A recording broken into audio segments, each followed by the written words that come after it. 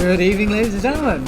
Thank you for joining us for another wonderful sunny day here in Cardiff. We're here with yet another Thursday local here at the Cymru Cactuars. I'm Jacob, as I'm sure you all have no idea who I am. But more importantly, star of the show, Fish. How are you doing today? I'm alright, buddy. Yeah, sorry guys, Jacob couldn't be here this evening. Called away for work things, so I'm joined by the lovely, long-haired Jacob. You know how it is. I wouldn't say second best, maybe not third, but I'm doing my best. So. So we are going to be bringing you some more Final Fantasy this evening, as is Thursday night tradition at this point. Absolutely. I mean, it's been Thursday night for God knows how long now. Third week in a row. Yeah, I know.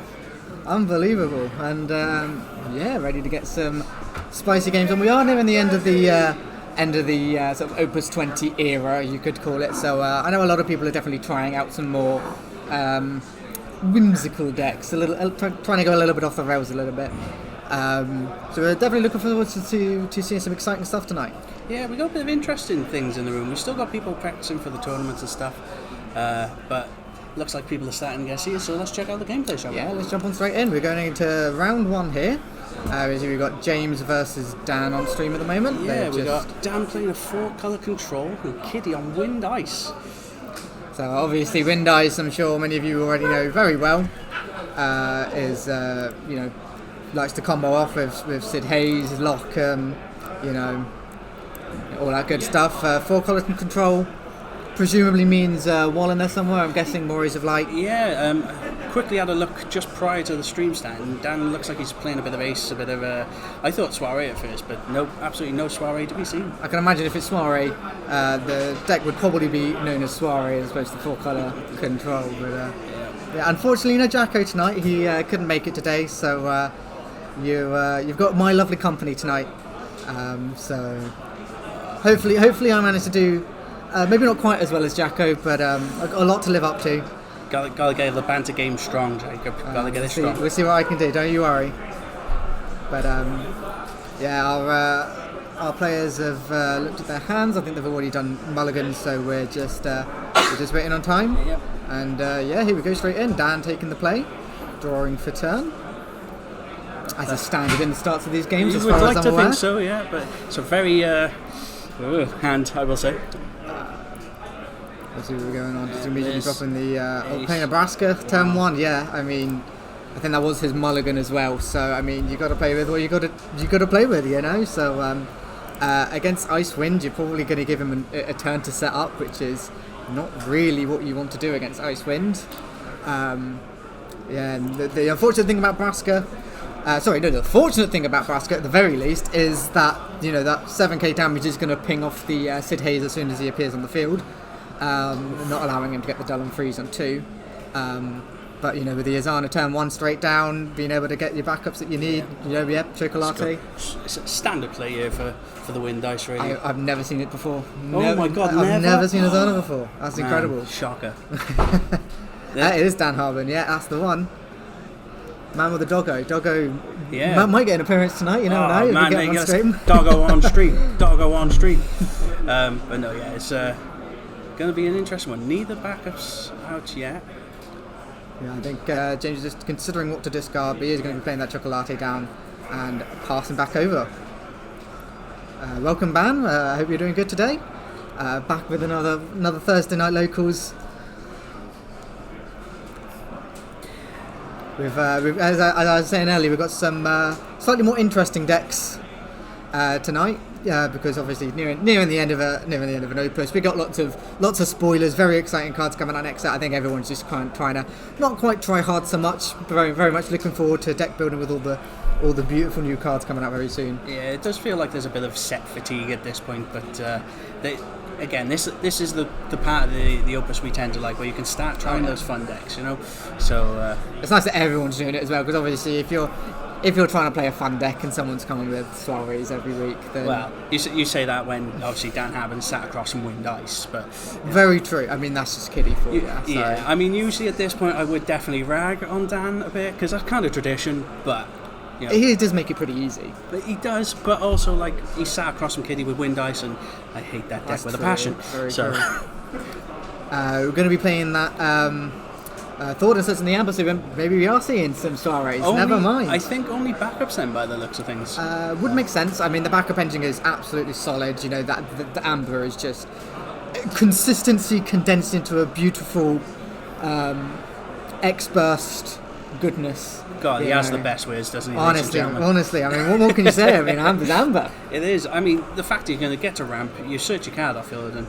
It does feel a bit hard going, obviously, Thornton as your first backup here, but if it's going to curve you out better for later on. I mean, with soirees, does it really matter? The value is just so good that you can afford to just discard 3 cards to play a backup. And what was the 3 you got rid of there? So it's at least Firion, Brynhilda. Yeah, I have no idea what the third was. I think we're just dropping the Kusif to blow up the Azana, which honestly is great value for James because he's essentially paid 0 CP to make him rip a card from his hand and get the backup out of it. But at the same time, Braska can't really do anything while that Azana's there because they're just going to trade, and that's not very, very worthwhile for Dan to trade a Braska with an Azana. Oh, absolutely not. It'd be painful to watch as well, especially that was his turn 1 play. How about that card of the week? So yeah, we did see Tifa, the Earth legend, come out not too long ago, if you guys haven't seen it. Yeah, and as both of us preeminent Earth players, I think we're both pretty excited about that. Yeah, I mean, what is there to say? We're just praising the sexy cowgirl artwork not too long ago. Jacob loves cowgirls, everyone. I mean, I've seen you in a cowboy hat, and can't get much better than that. Whoa, no. And that's what they said. Anyway. But yeah, I mean, 1 CP 9k, you have to drop 2 when you play it, but if you've got an empty hand, who cares? And not only that, it's in Earth, which has so much recursion anyway, like, you know. It literally doesn't matter. It's brilliant. You can also just respond to its ETB if you've got anything else you want to do. Another Izana here. Yeah, I mean, why not at this stage? We might be getting the 1-drop summon, or just the 2-drop summon. Yeah. Maybe might be going Sid Hayes here and then being able to bounce that for free.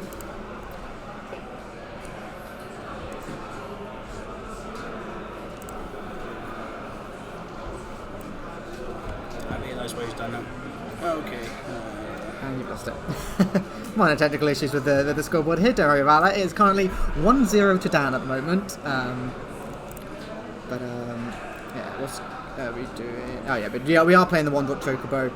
Flipping, we've got a Sid Hayes. I didn't see what the other 2 were, but Sid Hayes is probably very much on the high priority here.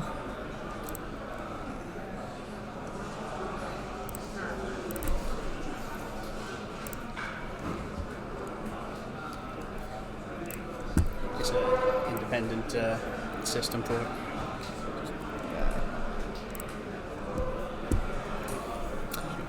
All right, man.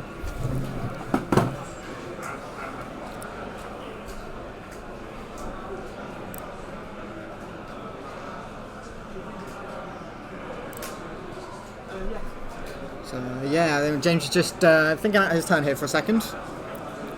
Let's see what we can do with this.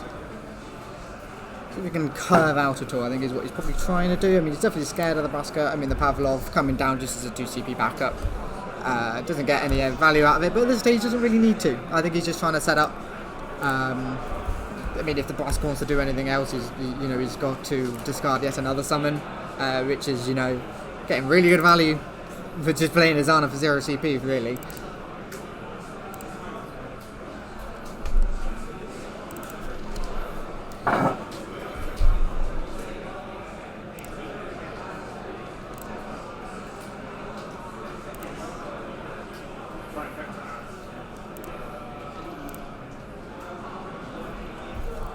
There we go, scoreboard finally working again. Sorry about that, guys. Anyway. Yeah, so I mean, Dan taking his turn, playing the Amber to get the Lexa. Can't fault that. Maybe we might be seeing a Man of Medel here, it might just be backups. But who knows at this point, really? I mean, if he's gone for the Lexa, you've got to think he's got the Shinju in hand if he's playing a Shinju, right? Maybe. Well, doesn't need it, just because of the wall colour fixes for everything you need. Just getting his colours on, and I'm guessing there's no guess about it. We're bound to see a wall, you would think, at this point, at some point in this little game. Yeah, I mean, the problem being obviously is that James is definitely going to try and lock down them colours as soon as possible. You know, with a lock or with Sid Hayes. Yeah, looks like his hand is very packed with green and not any ice though. Not a lot of ice. Now you're losing that Uke to damage. Definitely was a bit unfortunate. I mean, good for Dan. Yeah. No way you're blocking Braska with that. Loses the Zidane, which is irritating, but not too big of a deal, I think. Yeah, like we can see in Kitty's hand, he's got the Zidane as well, but it doesn't look like he's going to be able to get it to cast 3 for the haste. So I think he's just looking for the Atmos. yeah, just get set up. I think looks like Dan is also going to keep track of the counts. Ready and waiting with the storm count. Yeah, I saw that. Slamming that dice down as fast as possible. But no, just gonna leave it there. I'm not going to lie, I feel the same with as Dan in this situation. If someone plays wind dice against me, they just play whatever they want. I just agree with them. Yeah, just you play all those things. Seems legit. Smile and nod. Couple of ahas here and there. Yeah. Right, so. But we are. Yeah, I mean, not a large hand for Dan here, so he's a little bit limited in his options. But he's just going to play the Lulu. Get some ammunition for his Braska at least. It's nice and on curve, so but I can imagine he probably wanted to play some more backups here, but he is gonna maybe get the Amaterasu. No, just gonna go for the Kusa. Okay. I mean, that's fair enough. I mean, you've not got anything that the Ami really needs to kill, to be fair. No, not at this point. I mean, you got to be scared though with this. You know, with the Atmos on field, the value is just gonna start coming. So Braska. I mean, they're just trading blows here. I mean, this is peak Final Fantasy. I don't know what you want from us. Got me on the edge of my seat already. Game 1, folks. Game 1. Earlier tonight, definitely much more to come this evening. So don't you worry about that. Maybe have some interesting players on next. Oh, oof, burn. Alright, so opting to not keep the. He's already got the Althea. Gonna get a reactivate here. I want to use a chocolate counter. Doesn't need the extra CP here. Of course, he's going to be stacking up the counters to try and get some draws later on in the game, but he is going to be playing something else rather than getting another counter. Going to see the Sid, which is going to also allow him to activate with the Atomos.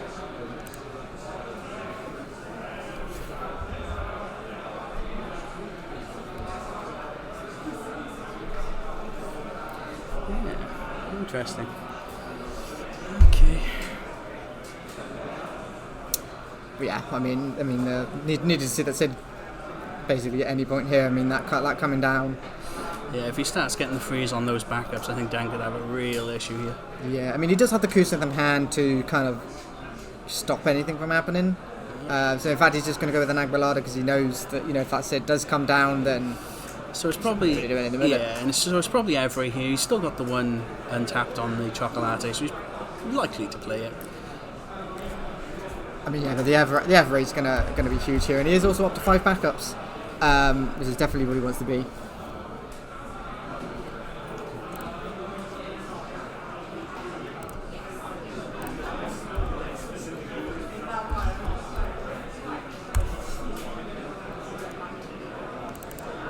There we go. That's the Every there. So yeah, I mean, just once a turn being able to activate a backup, that's going to get him a lot of counters on Chocolate, if nothing else.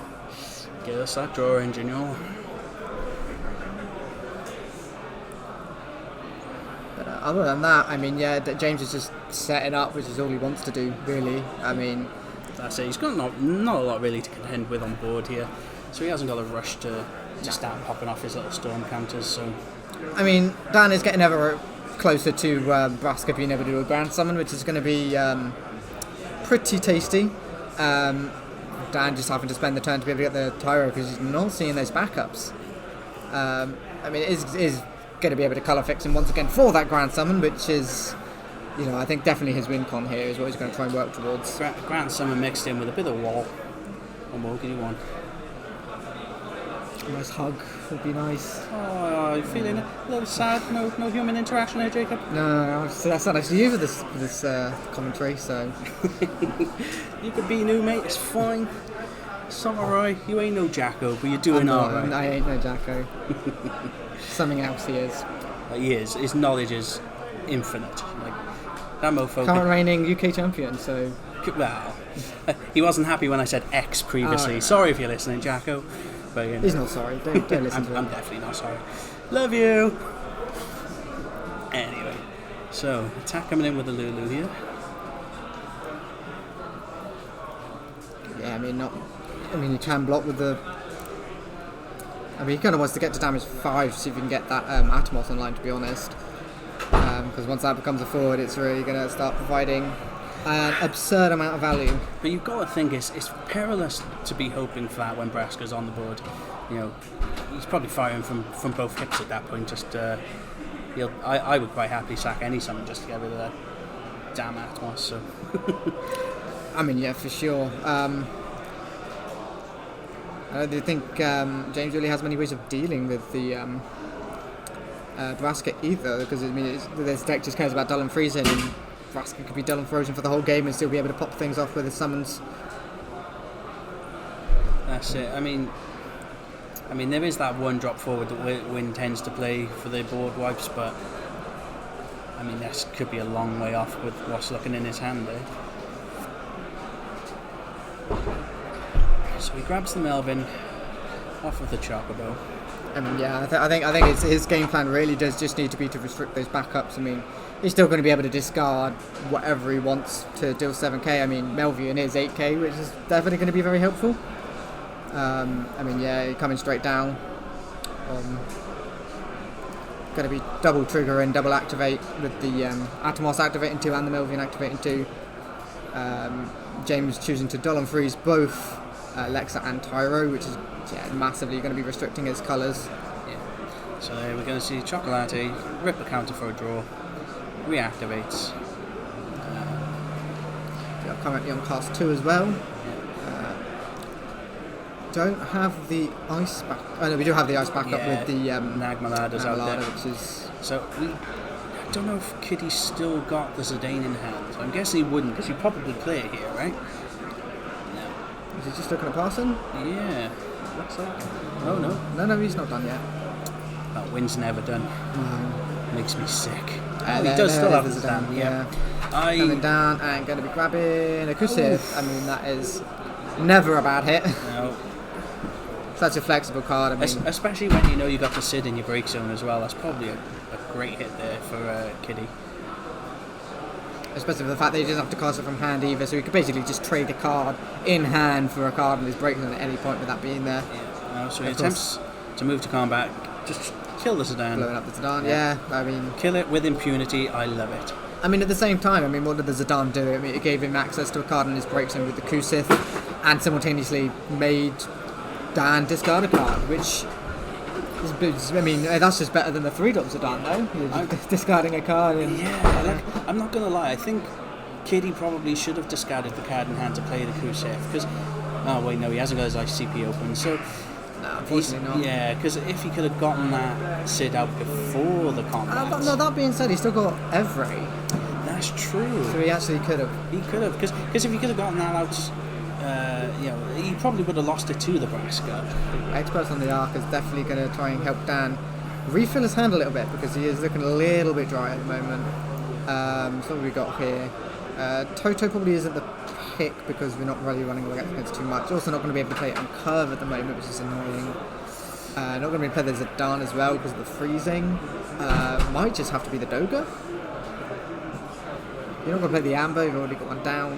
Braska, I mean, you can do an S effect, but you just get summons for that, so... The thing is, if you're picking Doga, are you really wanting to return anything that Kitty has on board to his hand? Well, this is... yeah, very true. But at the same time, I think it's just a big body that's going to be difficult to deal with. I honestly would be inclined to just take the Braska for a bit of ammunition, but... I think more than ammunition, I think if James does have a way of dealing with the Braska, maybe with like a Typhon, then at least he's got a backup. But I think he's looking at... No, yeah, he is going with the Doga. Okay, so potential bounces. I mean... I think it's more.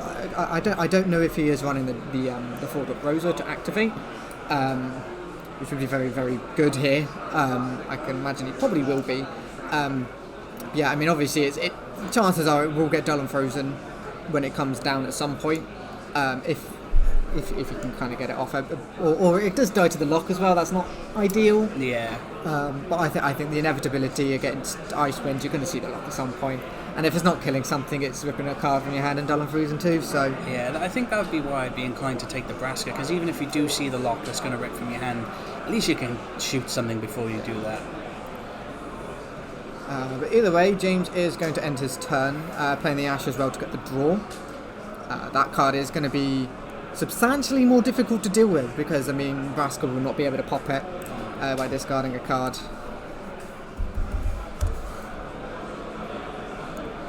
So with two backups frozen down for Dan, I think his turn is going to be a little bit more difficult than what he would like to be able to do here.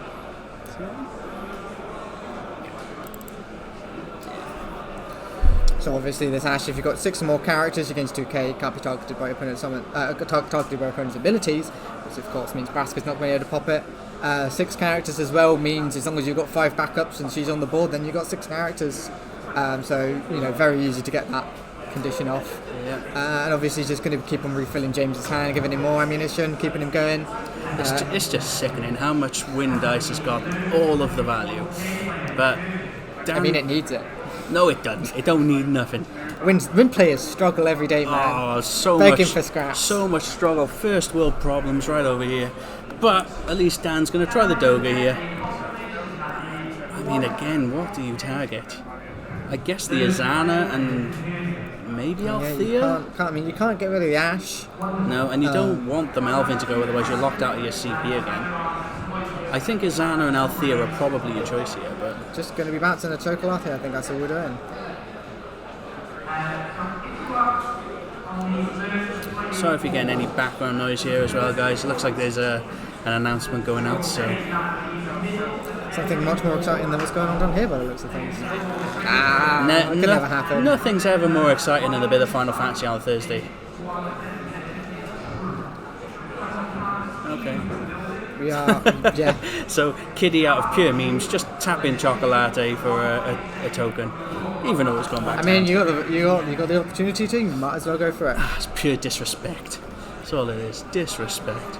That is all he's going to do on his turn, though. So he's just going straight back over to James, and I mean, for sure, I think James is definitely wanting to get a Sid Haze off here, but it does die to the Braska, so I think he's just got to try and fish for the lock to get rid of that Une. Because if that Une sticks around, that's going to be causing some serious issues. Yeah, because, well, if you're going to be returning all those summons to hand, Braska is just going to be constantly firing away.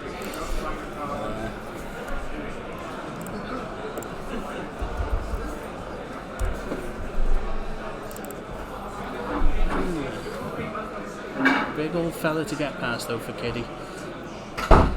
So, Chocolate coming back down, getting rid of the Northstalin, obviously. Now he's keeping track of his little stone counter there on the left, folks. Dan also counting along with him. Count with us, everyone. I mean, yeah, finally gets around to getting that Kusith. He has got some very tasty options available in his break zone. You've got to think Sid, though, right? Again, though, he's tapped out his ice. I mean, it's Sid or it's just another Sedan and just grab another one. I think... there is the lock in there, actually. We didn't see the lock. Oh. So, I think... And this is his second cast as well, so we will be able to reactivate too with the Atmos. Yeah. Ooh, I think you got to go lock here, right? If you go lock, you shut down... You have to get rid of that Une. Yeah, you absolutely shut it down and also strip stuff from hand. Yeah, he's going with a lock. So he's still deciding out of the considering between the two. He's got the Braska. You've got to take the lock, right? I don't know what he's got in hand, to be fair. I don't know if he can get some insane value with the Sid Haze. Then maybe you can play a Chocobo for free to bounce back to hand, but then you've just got to time it right, really, because you've got to make sure you time it before. Oh, come on, Kitty, lean forward just a tiny bit so we can see. Go on, give us a flash. You just want him to bend over. I'll take what I can get. I know you will. No. Have some respect for yourself, mate. Nah, never. Ain't no respect here. Alright, yeah. So he's going with the lock, getting the reactivation. Everybody's still there for his other reactivation if he needs it. So I think we are. Going with Doing the Zidane. Zidane first. I mean, Zidane cast is essentially free because of the. Yeah, it's a Tyro. Meh. I don't think he's got any. Well, he's got the Althea to bounce back to hand, but other than that, he's not going to be getting rid of. He's not going to be playing the Tyro over the Althea anytime soon. No, and you got to think that Dan would have loved to have seen that as his EX burst. But yeah, no, there's the lock. So, lock being 2 CP because we have cast 3 cards this turn. Yeah, goes straight after the Une. Typical. And freezing 2 more backups, only allowing Dan to play with 2 backups for the last 2 turns. It's going to be tough. And against that many forwards, I mean, really, what can you do? Just hope to see the other time to Santoto, I think. Yeah, is that Noel, isn't it? It looks like a Noel, yeah, the 2 CP. You gotta think that Kitty might actually want to play that. You can't play it now, it's in combat. But no, of course, but I mean, honestly, yeah, I mean, Kitty is on damage 3, so he's going to gain haste as well. So I mean, yeah, that card being removed with Zidane means if Dan goes to 6 damage at any point, I mean, that's just game over. Yeah, right.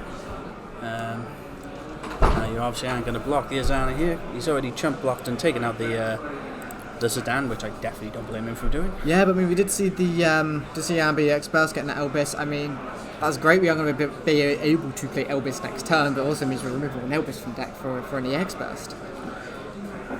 Yeah, I mean, is he going to be able to play the Elvis next turn though? Oh, yeah, okay, yes he is. Yeah, sure. Show us, why don't you?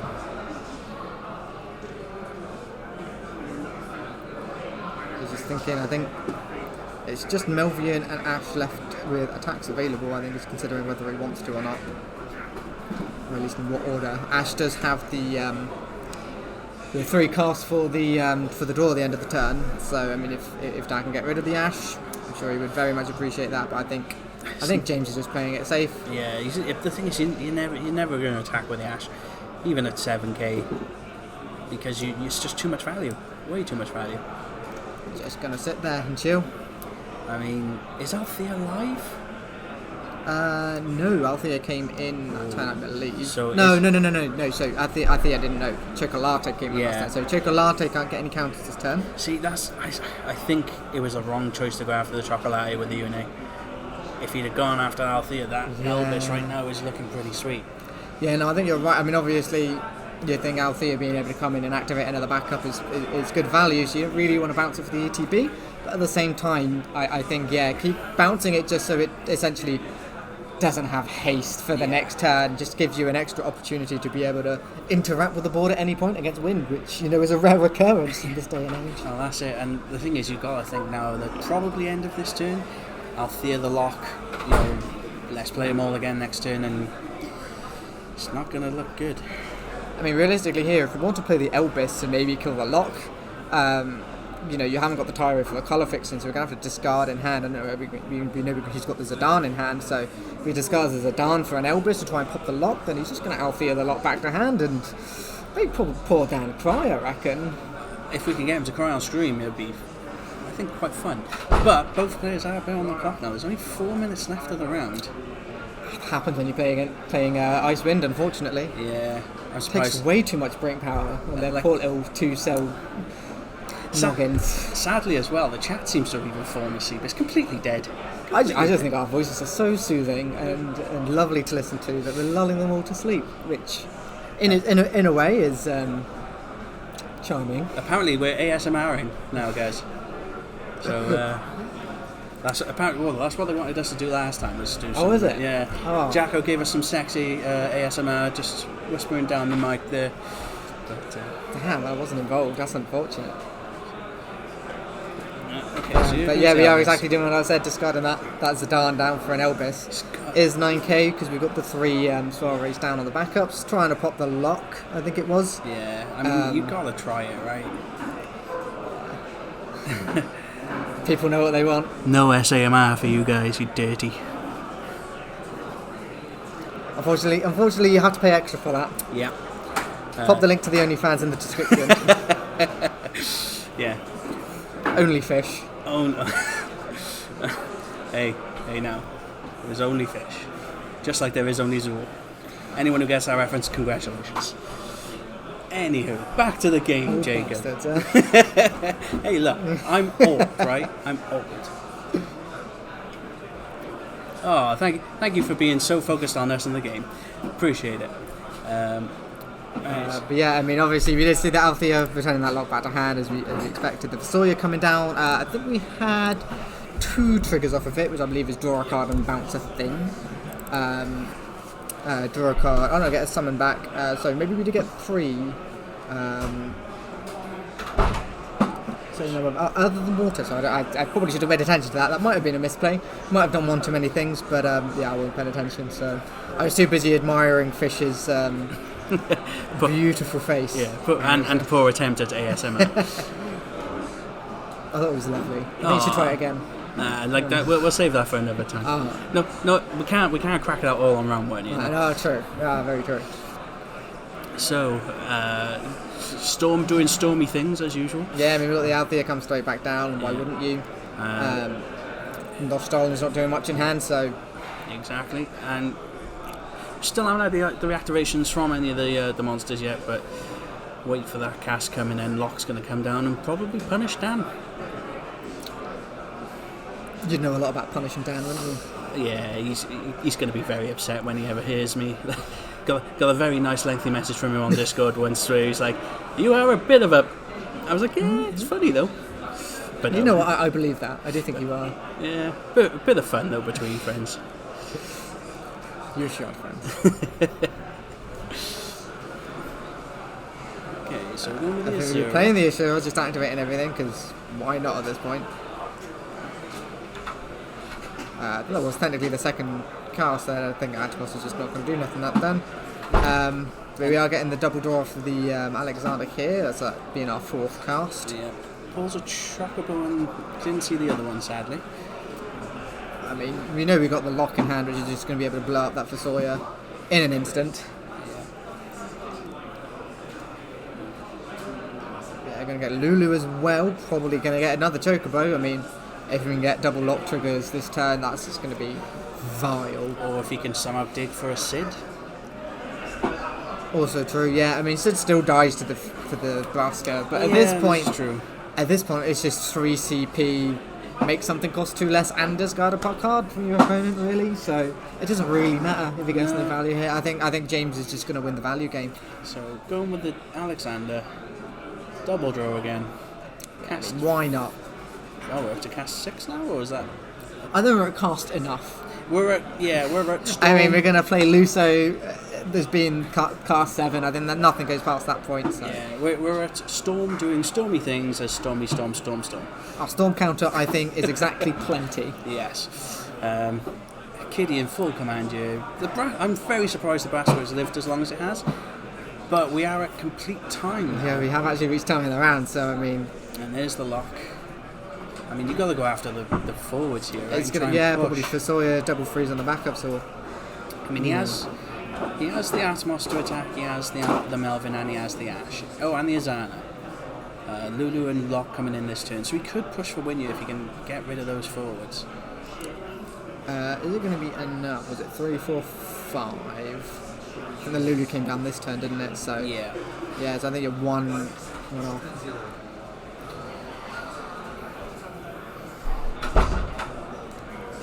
So even though this being turn 0, I could definitely see this going on for another half an hour. I think. Oh God, please no. So someone do something about wind ice. I think the problem is Kitty is not playing red cards, so he's actually having to put a little bit of brain process into thinking what is actually possible here. Yeah, Kitty always doing some really interesting things with his samurai deck. Oh, hits the Elvis on the Elvis is definitely what he needed.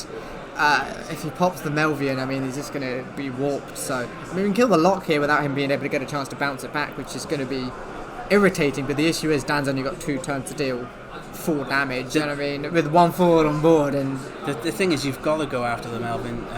It looks like Kitty's going to miss that trigger though. No, there he goes. Puts on the board there.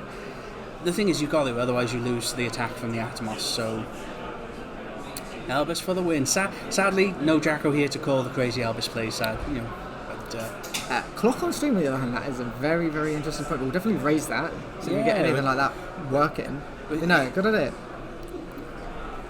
Thank you as always, chat, for throwing out the ideas. We do appreciate it. So, Kitty was on turn 0, so not many turns left in this little matchup we got. Yeah, I mean, Dan, once again, just 2 back. I mean, that poor little Tyro. Yeah. I don't think he's stood up straight this whole whole game. No, same with the Lexa. Just flaccid. Happens to the best of us. Sure, you keep telling yourself that. And it doesn't look like Dan's got much in his hand that's going to help him. I see what. There's an ace there, but I can see at least 2 earth cards, which probably means ace is going to do a whole lot of damage. But at this point, I mean, Dan's more than welcome to control the board. I mean, he's just going to... Yeah, it's just going to get doled and frozen on the next turn, most likely, and then James just comes swinging in, so... as I said, James has got 1 turn to deal 2 damage. Dan's got 2 turns to deal 4 damage, so... But I mean, there's the board presence James has and the protection he has with wind cards being windy. It's just... Yeah, so there we go. He's going after the lock because he's got... that's 3, so that is 3, 6, 9. Oh, you can count it. Yeah, so nothing more that Dan can do though. Yeah, you're just leaving it there. I mean, a 5k and a 7k, I mean, we definitely have enough cards on board to kill. But Dan's got some cards in hand to be able to pop things with Braska. But I mean, with 2 forwards on the board, I mean, I know obviously he's got Warrior of Light with haste. I mean, even if he clears the board and goes swinging in, he can only really deal. Yeah, I mean, we both know for a fact that he's not going to be able to do anything with the Braska because he's only got 2 forwards in hand anyway.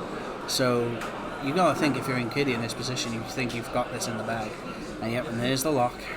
Yeah, I mean, we knew it was coming. But yeah, even if those were active and then James didn't have any blockers at all, and Dan draws Warrior of Light and manages to play it, I mean, we're only realistically dealing 3 damage.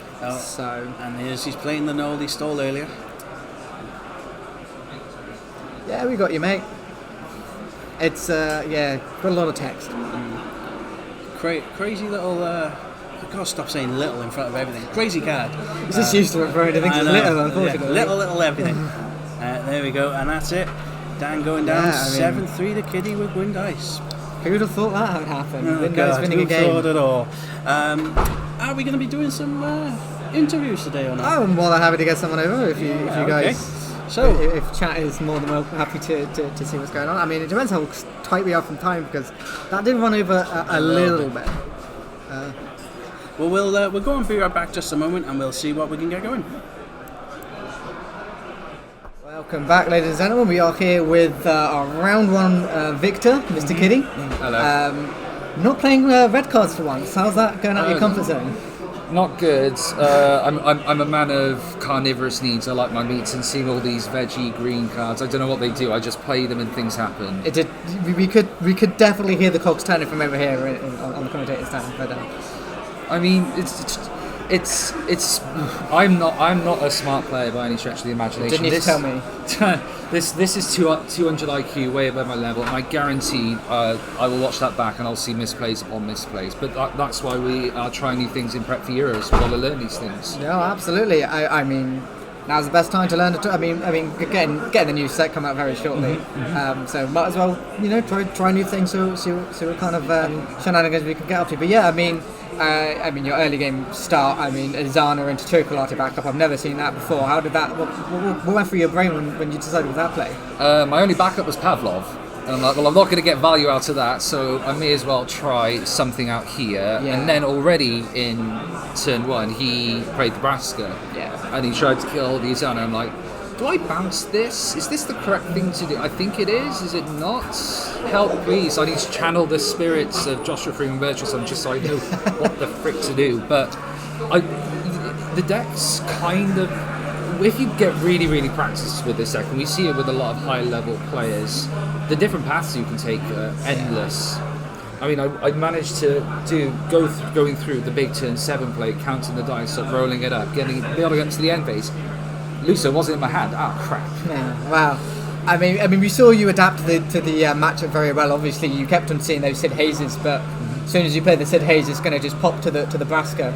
So exactly. I mean, there was no ever real reason to play it, and you just managed to get to 5 backups, and at that point, I mean, that Braska put in a lot of mental work because it meant I could never turn my Thomas into a forward, not unless I knew. And I was constantly asking, all right, what's in your hand that I know, just so I can keep track of. Okay, so because it's a heavy summon deck, so you know they're going to be in there, and you've got to weigh up the odds, but not being able to turn a Thomas into 4, because I was on damage 3 fairly early, and if I was able to swing that in and get activation, you could go even further up chain. But you can't take that risk, because if that Thomas goes, you're up the creek a bit. Yeah, I mean, they just have to discard a card for it as well, so it's not as even if, it's a deck that plays quite a fair few summons, so you can almost always assume that they're going to have something in hand. And then the summons drawing some more summons. The Alexander drew me into an Alexander. Like, well, I may as well use this now. No, absolutely. I mean, for a man of little brain cells, you didn't do too badly today. I prefer punching things. Well, I will. We'll see what happens next set anyway. Yep, next set. We're looking forward to it. I'm very, very hyped for the Cat 6 stuff, so that's something I'm going to be looking at. But there's something out there for everyone. I mean, we just saw the new Tifa tonight. That's something for everyone to keep an eyes out. We did pick up on that very quickly. It's been a 1-drop 9k, can't be dulled. I mean, that card 3 times. More than that if you can activate your backups. Yep, I mean, Storm's greatest power is now the Avalanche operative. If you can ever work that in the deck, I'll give you 100 quid. You heard it here first, ladies and gentlemen. Well, thank you very much for joining us. Good luck in round 2. Thank you very much. See how far you can do with us Finn today. Alright, nice one. Have a good one. Bye. See you guys in just a moment. Right, sorry about that, guys. Bit of a mishap on the stream there. My bad. Some idiot clicked the end stream button. It was a misclick, it happens. My bad. Anyway. Hopefully you're all back. Don't touch that dial. Yeah, my bad. It's been a long old day. Anyway, we're back with round 2. Yes, and now we've got... Shoot me dead. Shoot me dead. I wasn't going to be streaming tonight, guys. It's my bad. 0 viewers now. Yeah, good job. Sorry. We are back with round 2. We got Jack versus Reese. Yeah. We are looking at Jack playing what's this? Yeah, so Jack playing Ice Fire 13. Ice Fire 13. Yeah, and then we got a Soiree build from Reese here. Very exciting decks, I'm sure you can all agree. Yeah, all 0 viewers because of my mess up. Hey, look at that. Yeah, thank you for coming back, guys. Appreciate it. Anyway. Yeah, if you just rejoined, some slight technical issues with Fisher's brain. Yeah. But we are back straight into round 2. Reese, very, very strong start with the Amber into the Shinju. I mean, what more could you ask? Yeah, it is typical Soiree. Now, I played Jack's deck earlier. It was a very nice bit of discard going on. To go along with the Ice Fire in his 13 deck there.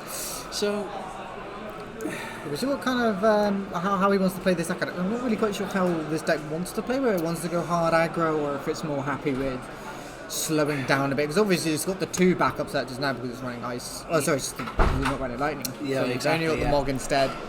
And missing out on the Knoll is definitely a shame, but you have got some very good outlets in Ice to make it more maybe a little bit more controlling on the board state. Honestly, not from what I've seen. No? The way that Jack tends to play it, from what I've seen is he tends to usually go 3 of the decent fire forwards, and then usually hold the Lightning, but clearly he's just going to chuck some haste out here. I mean, I think he's seen Soirees and just wants to get those EX bursts out of the way. And the fact he hit the Merrill as well is probably... it's actually not too bad at all. Yeah. So this card being my nemesis, the Lightning, let's get that up for you. Not from Opus 16. Not from Opus 16, you are correct. God, just put me out my misery today, guys. I've been thinking about it for a while. Whoa, now. It's alright when I say it. Anyway, Nemesis card, the one I hate Lightning, the most. one and only. Just Everyone's favourite breaks protagonist from my the Final Fantasy 13 trilogy. Yeah. Now, to try and get my brain working again, I'm going to down some monster. But Reese is going straight in with a turn 2 Bask. He's going to try and contest the lightning from swinging in. That double meld hit on the just damage. actually just deciding to grab the. That's disgusting. That is not where you want to be with Soirees, but we did manage to get the Elvis, did manage to clear the lightning. Obviously, you know, not much of an issue because Vanille exists, allowing him to just grab a lightning anyway for a bit of a laugh. There it is. Blech. Did not see that one coming. But that being said, you know, this is now 2 out of 3, and this deck doesn't. I mean, it's got the Phoenix to recur, but that's really all you're going to be seeing to get that lightning back. And I'm not sure if he is playing Phoenix. I mean, I think Phoenix is very slow in this kind of deck as well. So, I mean, it depends. If you're going to hit the lightning, especially during combat, it could be pretty devastating. But so it looks like Jack's going to have to go on the slower path. I mean, the Vanille can't attack, so we might as well wait until next turn to play the lightning, so then it can attack and get a good bit of value. I think the Bask is just going to kind of sit there and be a wall. She's going to be playing Tyro because that card is pretty good. Gets you everything you need. It gets you your colour fixing. It gets you any card that's of relevance in the deck. Get you Warrior of Light. You can get you your Cecil if you've already got something to play in hand, and get you your Madame Adele. Yeah. Go straight into Madame Adele. There it is, Madame Adele. Yeah, I mean, why would you not? Oh yeah, thank you, stream. This is because my brain shut down. I am absolutely sorry for the poor effort on my behalf. I am not in control. I'm going to relinquish all responsibility of that to Fish in this scenario. So I'll take 100% responsibility. Jacob is fine. It's usually because I got Jacko sat next to me going. And for everyone there, I was just pointing relentlessly at the screen, so I just prod you every single time any point of damage is dealt. Would that be more appropriate? I'll just wake me up when it's over, yeah. But yeah, we see that Tyro come down, we search the Madame Adele, that's all we're going to be doing. We get up to 4 backups, which is a very nice position for Soiree to be in. Back over to Jack turn, we get the Fang down, of course the Fang. Just a very versatile card in this deck, especially with the ice.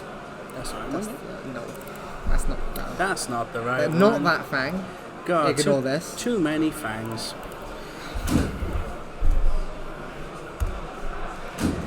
That one. Yeah, we got it. He's figured it out. Oh, don't.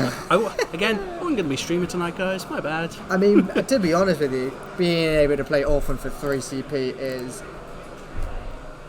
pretty phenomenal. Actually, you really can't fault that. Yeah, and it's going to be putting a lot more pressure on that, on the hand strength that Reese is going to be trying to be sat on. But I feel like this game is probably going to be over a hell of a lot quicker than our last game at the very least, with Jack on the high offensive. I think if Jack manages to keep this up and Reese doesn't get much down, then we're definitely going to see Reese struggle to put up a fight.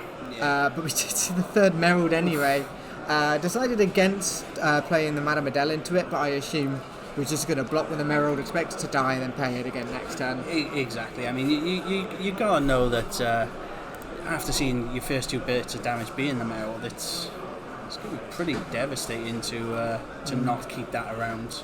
I mean, of course, Jack taking a point of damage from the Bastard has Grave, and as you can see, just took the Holy Spirit as damage. I think that's literally just. So, sorry on the glare there, guys. It's always seems to happen around this time of the evening. Someone just clearly ignoring phone calls. Going to sell you out on stream there, Jacob? I have no idea what you're referring to. Right, so I gotta be said, when I did play against Jack with some friendlies earlier, they added, as much as he's obviously losing a bit of board pressure with the additional haste from lightning, the additional discard made it so hard to combat.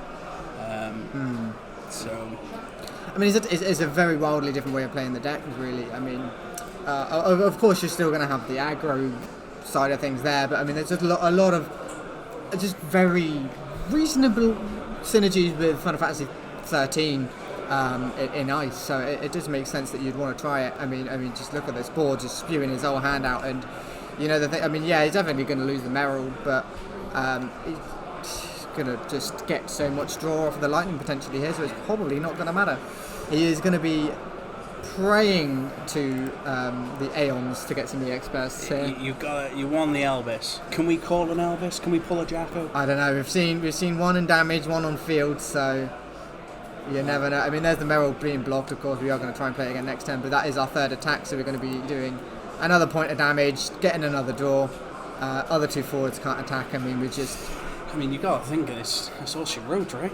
I mean, the problem being is obviously we want to see a Toto here, and that Toto is the top card of the deck. Yeah. Well, we know that Reese has got the Madame Adele, right? So he's at least got the Merald to break the lightning. He's only got 2 cards in hand by the looks of things, so. Oh no, he doesn't. No, he doesn't have the Toto. Okay, there's the Toto. So that is exactly what you needed in that situation. So, but we are now on 1 card in hand. Jack managed to draw a bunch, so I mean, 2 haste cards isn't impossible for this deck. Is that a lightning you pulled there? I can't quite tell. That's a Sarah. I think it was the pre-release Sarah. Right. But yeah, I mean, Jack has got to do. I mean, that's not quite going to be it. I mean, it's going to be okay to get the backup, but Reese, obviously, you know, we know he's got the Madame Adele in hand, which is going to be able to play the Merald. That's going to be 2 forwards for 4 CP and breaking a forward. I mean, Jack Reese is just going to get so much value on this next turn. Yeah, exactly that. Yep, so there's that Sarah you mentioned. Yeah, unfortunately, don't get a discard. If we manage to get that discard, the Madame Adele, maybe Reese bricks the next turn. We just play a Snow. There we go. So interesting, Sarah. Yeah, as I said, she was the only ice character that came down, so we didn't get the discard. Obviously, if we did see that discard, it would have just been fantastic value. But I think this is real smart by Jack here, keeping those colour fixing, backups frozen. I mean, yeah, that Snow coming down at the end of that, being able to Dolan freeze 3. Oh, I think it might just be freeze 3. Can't quite remember. But yeah, very, very well timed on that one there. Not quite enough to stop a Madame Adele coming down because we do have the 2 backups, and we're just going to drop one of the 2 cards we've got in hand. Get that Merald once again. We're just going to equalise forwards here. Popping the Snow just because it's the biggest body on board. Honestly, that Snow does surprising amounts of work. Let's see if we can get that one up as well, right? If I can find it, because I mean, the problem being at this point, Jack, you know, he's done very, very good and being able to get that early aggression in that, but just dropping to 0 cards in hand against 5 backups is always tough. But the lightning coming down, Buff and Sarah up to 8, you know, it's fine. Yeah. Being able to trade with the Merald, the lightning now, you know, up to 9. And the thing is, you've got to block, right? Because I don't think it's going to matter. Because if you take the damage, you just attack. No, I think you've got to take the damage to see if you get any X burst. No. Yeah, because you're going to take a damage here anyway. Yeah. So from the 3rd swing. So maybe this just goes to Jack. See what we get. No, and there it is. Yeah, just lightning doing lightning things. That was we could not have asked for a better top than that. That was the 3rd lightning. Jack doing some work. So really thought Reese could have swung that around, but. I mean, lightning coming down just when you need to. Yeah. When the world needs her most. She breaks from the time loop or whatever it is. I mean, if you're gonna keep the colour fixings out, I mean, not that I think Jack could have really played much off of those, because he obviously discarded the amber from hand in order to play the Madame Adele. So yeah. What can he just played the things in the right order, managed to attack in the right order. You can't fault him really. Yeah. So yeah, well played to Jack. And there's a familiar name, Peppermintello again. I believe you're Reese's better half, shall we say, if I'm thinking of the right person. If so, do you like how quickly you swap sides as well? Cheering Reese on. As soon as you realised Reese was losing, immediately swapped to Jack. That's the kind of loyalty we appreciate here at Cymru Cactuars. I think, you know. Right, so that being said, we've got a little bit of time on the round, so we'll see if we can get Jack over for a little conversation. So we will be right back. See you guys very shortly. Okay, Welcome back, ladies and gentlemen. We are here with Jack, our round 2 winner on stream. Did very well, obviously, playing Final Fantasy the 13 deck, but not the usual style we're used to. Obviously, we're usually used to seeing Fire Lightning come out just really, really hyper aggro. You kind of gone for a little more of a different style, trying to control the board state a little bit more with those ice cards. Yeah, so I've tried out Ice Lightning so far, and I've now settled on Ice Fire today. It's the Fire Lightning version, at least what I was seeing from other people play it, is if you get board cleared once, you kind of struggle to recover. So I've been trying to do a different variation where you can play quick, but also you've got the ice type cards that are more susceptible to playing the long game if needs be, because you've got discard for your opponent and dulling and freezing, which just kind of keeps the tempo going if you need to rebuild. Yeah, for sure. I mean, being able to play that Orphan for 3 CP is such a power play as well. Just being able to rip that card. It's a massive body for 3 CP as well. Just a lot of value as well. I saw that turn where you managed to get the. You did get board wipe, but then you managed to play, your Saz, your Sarah, and the Snow to get the 3s-on-3 things. Through the Lightning the next turn to just get what I needed. What more can you ask for? I mean, just believe in the heart of the cards. But so what did you? Were there any sort of cards that maybe you thought in the deck that you were sort of not too certain on, but have maybe come around to? So it took me a while to kind of to decide on which Sarah to run. Sure. Because there's quite a lot of options. Originally I was playing the one that searches a Moogle, the one plus Mog, but I've settled on this one because a forced discard combines in well if you're playing like Weiss. Yes. I've got Biblos in there as well, which is another dull and freeze. And then just being able to draw a card as well just keeps the tempo going, because you've got so many 2-3 cost drops that you can keep spamming stuff out.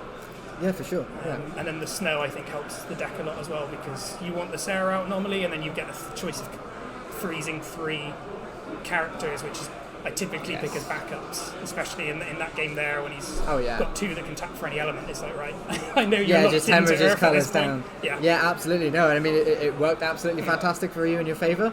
Feeling confident for the rest of the day. Yeah, excellent. That's what we like to see. So, thank you for coming to talk today. Wish you all the best with the rest of the tournament. Thanks very much. And we'll catch you guys in just a moment. Just take a short break.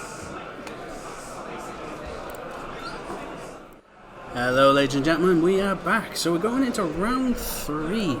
And it looks like Morgan, it's going to be on our right, Liam on our left. Morgan going to be playing is Avalanche again. Hopefully he can get a bit of a better showing than he did with Sam Griffiths a couple of weeks ago. Bit of a brutal one to watch, that one, so feel free to go back and check it.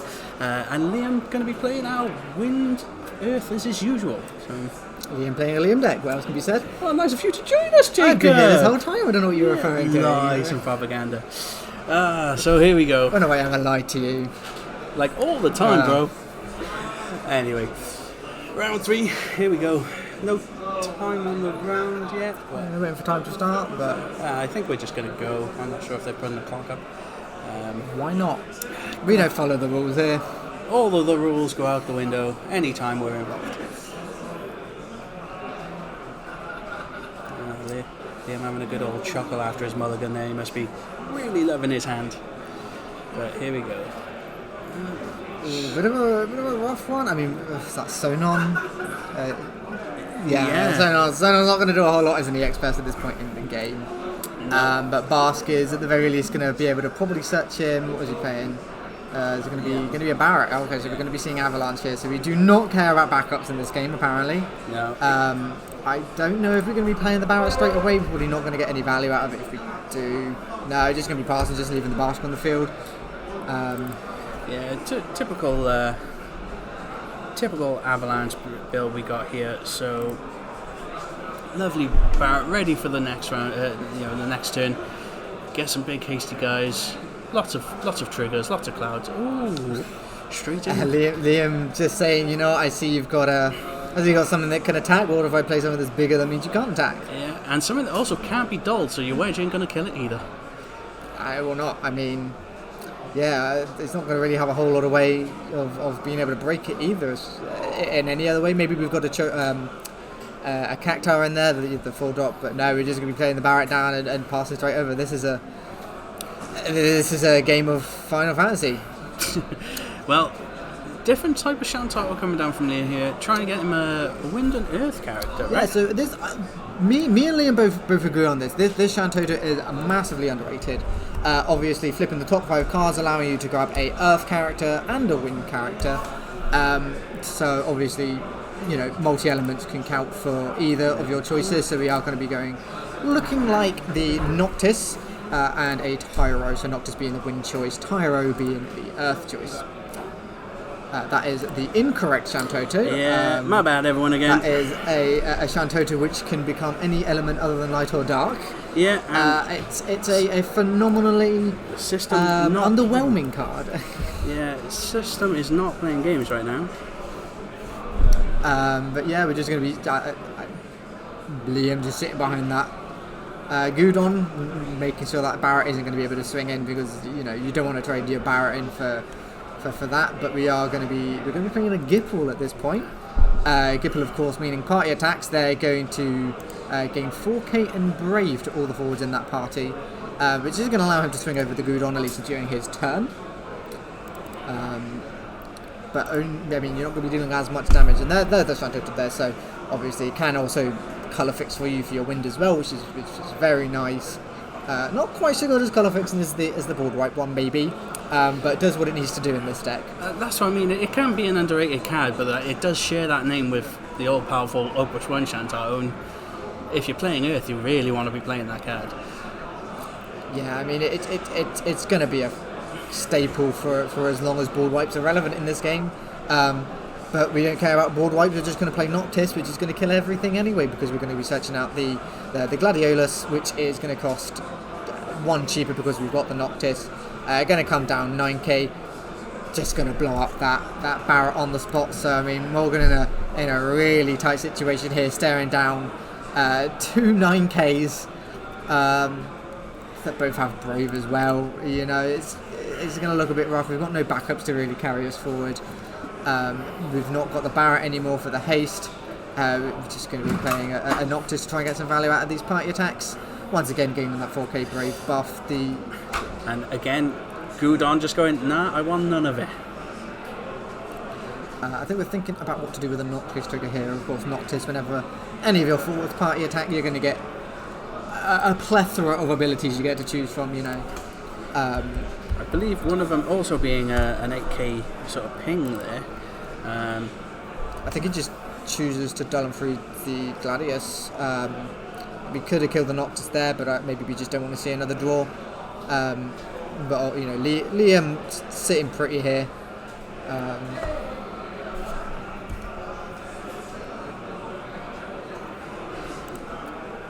A sizable hand at the same time as well, so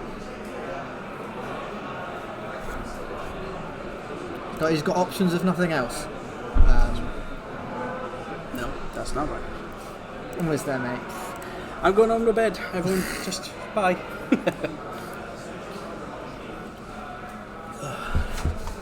So, no other avalanches that we're seeing from Morgan here, so... Yeah, I mean, the thing with the Avalanche as well, you really want just that one singular backup to be able to, you know, because when Barrett comes down, you can then play your other Avalanches for 1 CP, which is really what you like to see, you know, getting those down on curve. But we just haven't seen that backup at all, unfortunately. And the thing is, I mean, he's lost the Barrett again now, his hand's pretty much depleted. Of course, because we got no backups as well, you know, we're literally just playing off of what we draw. So our CP count is going to be very rough to be able to play things like this here. Jesse and a Wedge go into damage straight away. Maximum hand size in Final Fantasy is 5. So if you got more than 5 cards at the end of your turn, you have to drop down to 5. But you can during your turn or during your opponent's turn drop up about 5 cards. Just going to make sure you've got that many cards left in your hand at the end of the turn or less. Now, I know at one point Morgan did have a Shantaro in hand of his own, the actual Opus 1 one. The board wipe, of course. So I think he's going to be hopefully playing it, I guess. Has he got the cards for it? No. I mean, the basket is on damage 5 now as well, which is allowing him to attack for 8k and deal 8k to something. But I don't know if he just hit the Gudon in hopes to think he might trade with it, but. Yeah. But Gudon just putting in a lot of work for Liam here. So. I mean, the thing is that all Liam needs to do is to play an 8k body here, which will kill the Barsk, which he absolutely does with the Kelga. Yeah. Which also is going to gain haste, first strike, and brave because he's got no 5 or mores on the full. So he's just going to do swinging, and that's all there is. That's all she wrote. Morgan, I'm sorry, man. We gotta stop bringing you on stream. Yeah.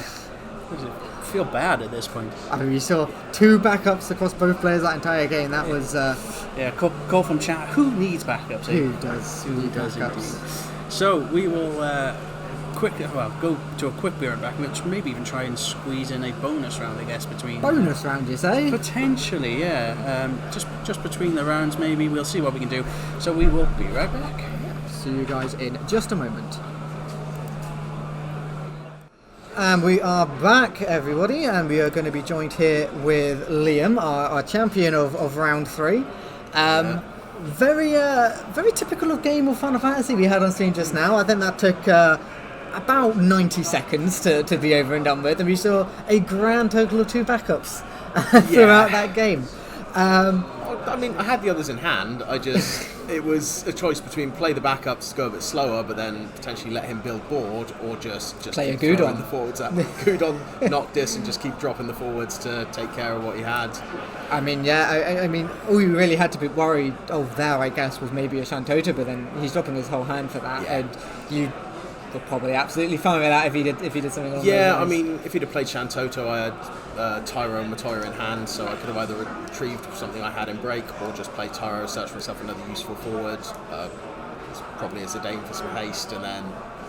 Yeah, for sure. I mean, we know you here in the Cymru Cactuars as obviously the king of Earth Wind. So, I mean, what does this variant sort of do for you? What any of the cards maybe that... Yeah, I mean, especially Gudon. I mean, when was the last time anyone saw Gudon in a game? Yeah, Gudon is a card I really like because it's mainly because one of my worst matchups is the Ice Wind sort of thing. So Gudon just says no.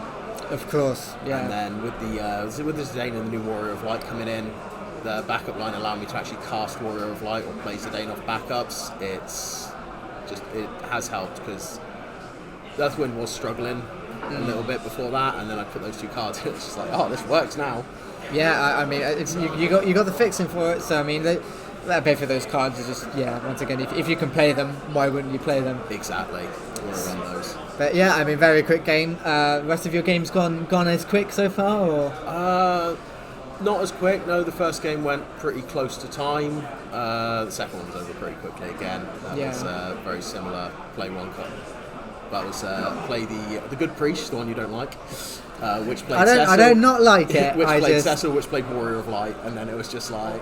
I mean, you can't. Yeah, at that point in the game, I mean, you probably it's over. But how are you finding? Because obviously, the retainer package kind of came out, massive surge of people giving it a go, and it's kind of people have fallen off of it. So do you think it's still got enough value to really keep up in this meta? I think if you don't build a deck around it, you don't want to build a retainer deck. You want to build an Earthwind deck that contains retainers as an option. So don't leverage the deck too hard with it. Just have it in there as an option and just build other good stuff around it. Yeah, that makes total sense. But yeah, well, thank you very much for joining me today. Very good getting a nice chat with yourself. Good luck with the next game. Thank you very much. And we'll be seeing you guys very, very shortly. All right. Welcome back, ladies and gentlemen. We are still waiting for the next round to start, but we thought we might do a little bit of filler here and talk about some of the new cards that have been spoiled for the new set. Yeah, sorry, we couldn't get you a bonus game in because we're kind of in that difficult time period. So, spoiler season, spoilers. I mean, we're all very excited here. We're already, deck ideas whirling around everyone's noggins. Wow, my noggin's empty. Yes, well. But I mean, obviously today we've just scored the Tifa. If you guys haven't seen, is a 1-cost 9k Brave Earth Legend for the next set.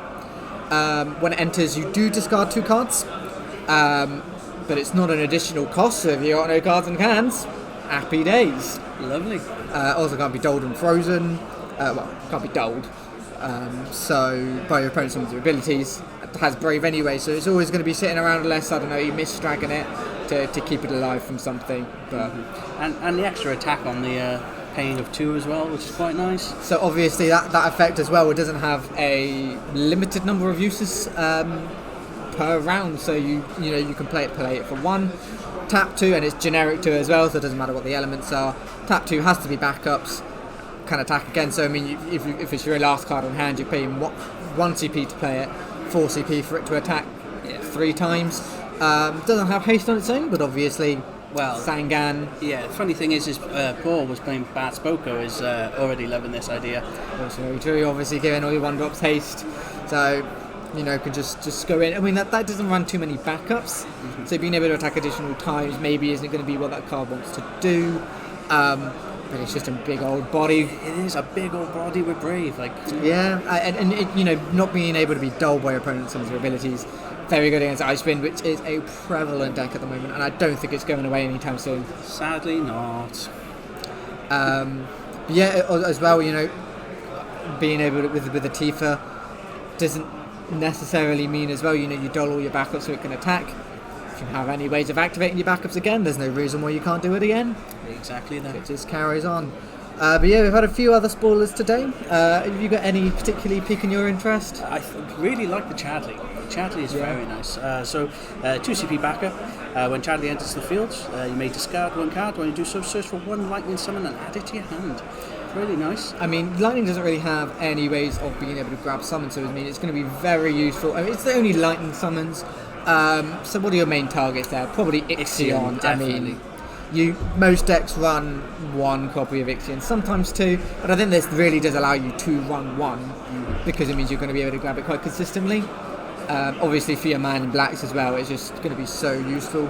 Other than that, Dramas is basically about your other option. And you mentioned man in black there, the tap effect on this as well is discard a summon, choose an earth, a lightning forward and you break and add it to your hand. I mean, Yeah, and does break Chadley at the same time, but... Oh, it's not even choose a lightning forward, it's just choose 1 forward. It's just choose a forward, just any old forward you like. Not sure when the next round's starting, we've still got another 5 minutes left on the clock at the moment, so Joe's going to be waiting a little bit longer, so we just thought we'd have a bit of a chat. New Chadley, I agree, I think it's pretty good. In my opinion, I think the new Chelinka that's been spoiled as well, that card is cracked. Searches from deck, which is just... I mean, it's a wind card, what do you expect? Value, of course. Yeah, I mean, we've been discussing, where we want to go. Obviously, we've heard people talk about the light Yuri. There's, no reason why you can't bring that out. Maybe it might be a way of making that a bit more consistent. You could probably run less light Yuris as well because you're running probably three Chelinka to make sure you grab it from your deck. In my opinion, I think the Opus 18 Yuri, when it enters, it's a 4-drop 8k. If you've got 3 or more FFTCG characters, it is untargetable by your opponent's summons or abilities. Because you're going to be playing it out with Chelinka. All you need is a Nostalon on field, and then suddenly it's untargetable. Also, when it enters or attacks, you just get to activate 2 FFTCG characters, backups or forwards. So it can give itself pseudo breathe by activating itself, but more than likely, you're going to be playing Chelinka for 3 CP, 5 CP with a discard, immediately net 2 back. That's just insane value. Really is. Wind. Green cards do be green cards. Giving value. Also, we were discussing as well, we just have a couple of the Japanese spoilers that kind of came out as well. They got translated. Obviously, a couple of really good ones to note. We did get another legend amongst them with the Wind Goddess character. I'm still not sure on that one, I mean, I've been mulling it over quite a fair bit, and I originally thought that card is unplayable entirely. But I think it might have potential. It is, it is a Mobius character, most importantly, which means it is playable off the 6 CP wall.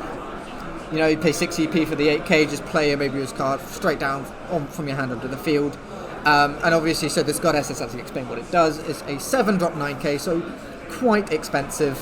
But when it enters the field, it gives all of your opponent's forwards a Doom counter.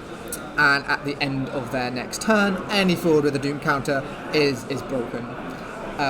So it is a delayed auto ability, so even if it leaves the field during that time, obviously we'll have an FAQ just to confirm this, but from reading it, even if it leaves the field during the time of it entering and your opponent's end step, those 4 redeem counters are still going to be broken. And see, I really hope that isn't the case. Cards like that at the moment are kind of irking me a bit, you know, like the whole Sedaine thing and the Man in Black. If they leave the field, the whole getting to cast thing, I need that errated to save my soul. No, well, that can't be saved at this point, unfortunately. No, we're all doomed. Very true. But yeah, other than that, I mean, we were saying as well, a couple of us noticing that there is that Orphan, the 5-drop Orphan from a couple of sets ago, obviously that gives out Doom counters as well, so that, I mean, shares the same counter name, which is quite useful. Is it going to be good? Probably. I think the problem is that it costs 7 in wind. Although it gets all that value, it's too slow for it, right?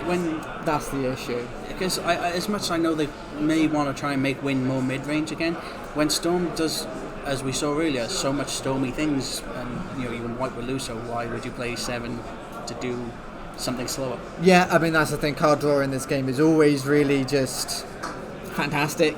So it is very slow, but that's why I think maybe in Earth is allowing it to play at that little bit slower speed, because with the Mobius stuff in Earthwind, you kind of are allowed to play a little bit slower. Is it going to be good enough? We'll have to wait and see. Time will tell. Time will tell. I suppose in a sealed format as well, that's going to really suck. Yes, I mean, well, it's going to be very, very difficult to deal with. But who cares about sealed? Yeah. Well, I mean, for one day, okay, just one. One day, Well, maybe 2, depending on if we get the double pre-release things we usually do.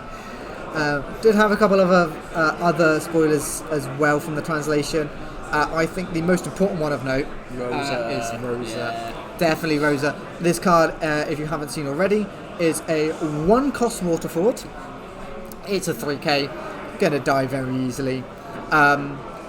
Does have colour fixing for all your 4 characters, so whilst it's on the field, all of your 4 forwards specifically, not backups, can be played with any element CP. It's a fine ability to have. I'll touch on that a bit more later on my opinion on how that card's going to play out. But the most important thing that card says is once per turn, when a Cecil enters the field, you just get to draw a card. Which is great because they obviously got that new Cecil that was spoiled as well, which is also incredibly strong, I think. Yeah, and in element. So obviously you've got the Legend Earth one, which means we have both Earth Legends now as well. It's tragic, no priest this set. And no Legend Monk. No one cares about monks anyway. I do. We could get a Fire Legend monk. I kind of hope not. I really hope not. Unless it's a 2-drop. I'll take a 2-drop. Oh, that's true. Yeah, that would be great. Pre-release stream, we'll raise that. Yeah, I'm not sure, because if both me and Jacko are there, we might want to play it, but we'll see. More important things to do than you guys. Take that how you will.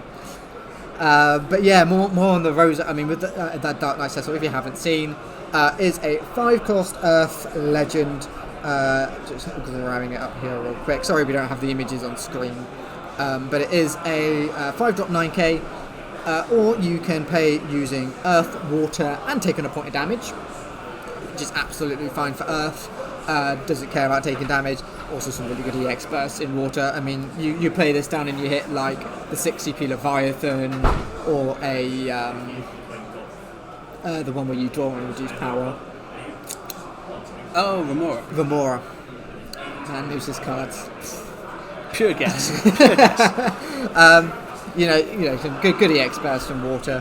But yeah, and then at any point you can just sack him off. Search for a Paladin Cecil of cost 5 or less. No, it's just a Paladin Cecil. Yeah, any Paladin Cecil you like, play it onto the field. So obviously with that Rosa down, you draw 1 when you play the Cecil down for the first time. Whenever you sack that Cecil off to play the next one, get to draw again. And the fantastic thing about that is obviously we've got the new Water Cecil, which is kind of where they're kind of pushing it, allows it to be played in sealed as well with a little combo. But the Wind Cecil, the 5-drop, is a Paladin, which is grim. So play something else along with it. 2 to target stuff. Yeah, and obviously if you've got a 4 character that you chuck down, you get activate backups as well, and it's just all around nastiness. As much as people say they don't care about monks, Yang and Ursa were cat force, just saying.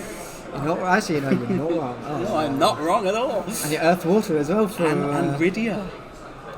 Well, I got some machinations left. easy. I The got some cogs are finally machinations. turning.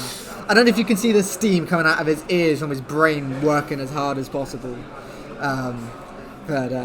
Yeah, no, that could definitely work actually. I bet it won't, because I Probably came not. up with it. But yeah, obviously, you know, the thing is as well, because you're playing the 5-drop, if you play that Cecil, which is wind, obviously if you draw that without having played the Dark Knight Cecil, you'd think that'd be a problem, but because Rosa Colour fixes your 4 forwards, it doesn't really matter. You just carry on. Yeah, so I think we are gone past the time on the round now, so we're probably just waiting on scores. Haven't got a whole lot left for the next round. No, and to be honest, it's probably going to be the last round next. We had 17 players today, which is very nice.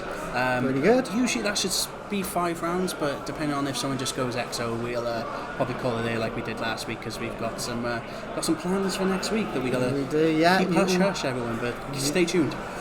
My lips are sealed. I want them not to be, though. It'd be Yes. so much fun if we could do it right now, but you know. Have to wait and see on that. Yeah. But obviously check out the YouTube guys, join us on Twitch, share, like and subscribe. Never thought I'd ever hear myself say that. Hit the bell button for notifications. Bleh. Give us your Prime subs and all that. Yeah, no, join us guys, because we're hoping to bring you as much content as possible. But if we can try and do the pre-release stream, we'll certainly try. Absolutely. Because that would be really fun. So we'll have a word with the higher ups and see what they say. I mean, any feedback is good feedback. Obviously, Yeah. You know, we want to make sure we provide the best content for you guys here in the Cymru Cactuars. Yeah. Number one Final Fantasy team in at least Wales, Yeah. in at least Cardiff. And see, we've picked your interest now. We'll leave yes, the bait no. dangling, and Have to wait and see. yeah, you'll have to wait till next week, guys. But there we go. Whet the appetite a little bit. Oh, I know. Just a tease little, it. little morsel, you A know? little oof, you know. Right, so we're going to go on and be right back, guys. We'll Yep. see who we're going to get on the next round, and we'll go from there. Yeah. Be back very shortly. See you guys. In a moment. And we are back for what may be our final round of today. We have currently got 3 XOs. So we do have Liam back on Steam again against Sam. These are 2 of our XOs. The other XO being Connor. Yeah, Connor and Alex. No, I think No, Alex. Connor got head down. Yeah, Connor is XO. So Alex needs to beat him if we won't have a round 5. But we are back with Liam's Earth Wind and Sam another Very exciting. Wind Ice. Oh, yay. look at that! Oh, you just see we've got a cheeky little flash of the cards in I there. completely missed it. He's got a nice style and he's loving life. That's Oh. all you need to know. Yeah, so again, this could be the decider. We'll try and keep you apprised of obviously Connor and Alex's game too. But either way, Sam going straight away, turn 1 as the Nostalgia I was just talking about. I mean, What can you Wind- say? Search a backup, get get some your eyes ice. fix it. Yeah. Sorted. I mean, Wind Ice going turn 1 is always muchly favourable. Do you know what I would love here from Liam? Another turn 1 Gudon. I mean, I would not put it past him. Mate. If anyone would, he would. I mean, honestly, against the Wind Ice deck, I mean, yeah, thank you, Sam. Yeah, like if he gets a turn 1 Gudon, you've got to think it's going to be putting a lot of pressure on For sure. Sam when he needs to build up, you know? Yeah, I do wonder what his outs are, because this is a slightly different build. Obviously, we've seen the Sophie in the Breakstone. Sophie is a very interesting card, actually. I think the card is very underrated, to be honest with you. It's got so many different effects that it can do. Obviously, is in the bin at the moment. I don't think we've really got a way of recurring it. But it can break monsters. It can activate your backups, and it can just gain 2k haste. Very versatile card. Yeah, not too bad at all, but probably won't be seeing it this game. But we are going to see Liam mirroring the Nostalgia straight away, getting the layout down, getting their colour fixing sorted, getting ready for that turn 2 Gudon on Curva. Let's bring it on. Okay, so losing a Sid there as well, but I think it's necessary to get the ice down just so you can play your locks with your backups, which is absolutely fine. It gets you your card back. That's fine. What we're going to see is him steal a Kuseth, and he'll get back Sid anyway because pro plays. But yeah, just playing it slow for now. Going to backups, he's got 5 in hand, I believe, so he's just gonna take it easy. Yeah, that's it. The thing is, the longer Liam takes to get a bit of a board presence, it's obviously giving way more credence to Wynn's ability to just build up and do all of its things that it wants to. And We are seeing a warped Emperor come down from Liam. This card being is Ice Earth, so we don't have the ice, but we can warp it for 2 generic instead. Obviously, when it's coming in, it's either going to remove all cards from opponent's break zone, or just get you a character back, or a forward back rather. So, not a great play in terms of advancing your board state, but it is a 9k in a couple of turns. Does get him a card back, so it's theoretically free. But obviously, this stage in the game, would he prefer to be getting a couple more cards down on the board to improve his board state? But maybe that's just his best play. Yeah, gotta be said, I've not seen anyone else play this Emperor. So the fact he can just warp it for colourless as well is really nice. But is he going to be able to take full advantage of the effects? I guess we'll see soon. Well, that's the thing. I mean, we are going to be searching the Sid, and I've got one backup left up. I mean, we tapped the ice to play the Sid, so I do hope we've got an ice card in hand that we can drop to play the Sid here. But I mean, if we get that down and get, say, we know we've got that Pavlov in hand or something like that, then we are just going to get so much value here. Sam is probably just going to pop off this early on. I mean, it's not unlike Icewind to do some egregious things on turn 3. Yeah, especially if you can start freezing up those backups, really hamper the ability of especially Earth decks to get in the game. Yeah, that's the Asura. That's our second cast, so it does look like we are going to go a little bit crazy here. We're going to be playing that Sid. It's going to decrease the cost of our next card by 2. And obviously some dull freezes on combat if it even makes it that far as well. So would not surprise me. And yeah, playing that Pavlov for free going to allow us to activate 2 FFCC characters, which are just going to be the 2 backups that we need. We even, if we've got the lock, we are going to be laughing. Gotta be said, when you see a hero with that much text on it makes me slightly sad. A little bit. I mean, the Alexander here is just good for filling his hand back up because, he's just playing his whole hand for free anyway, so why not just draw more cards?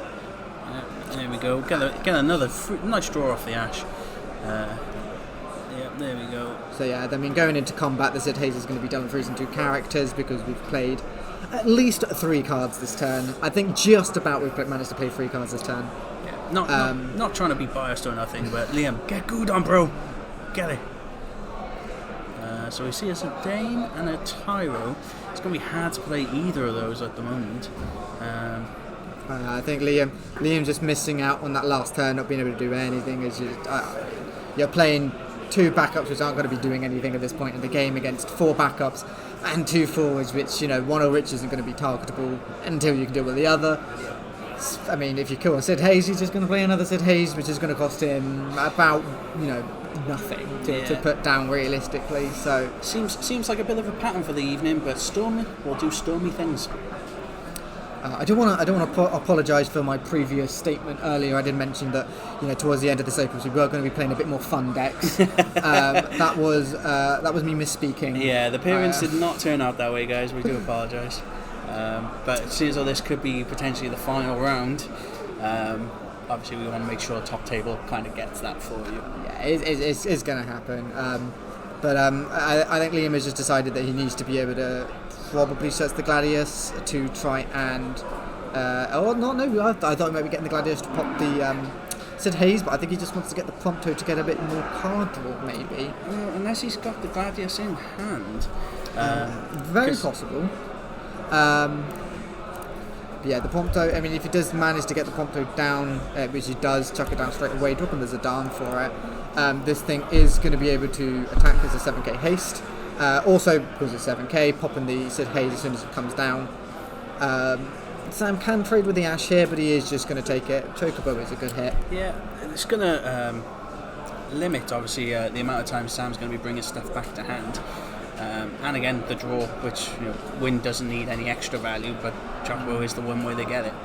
I tell a lie, actually, that wouldn't have traded with the Ash because it only got 5 characters now, so Ash does not have that 2k power buff. So, yeah, shouldn't have blocked with the Ash there. So, yeah, let's save it for the card draw.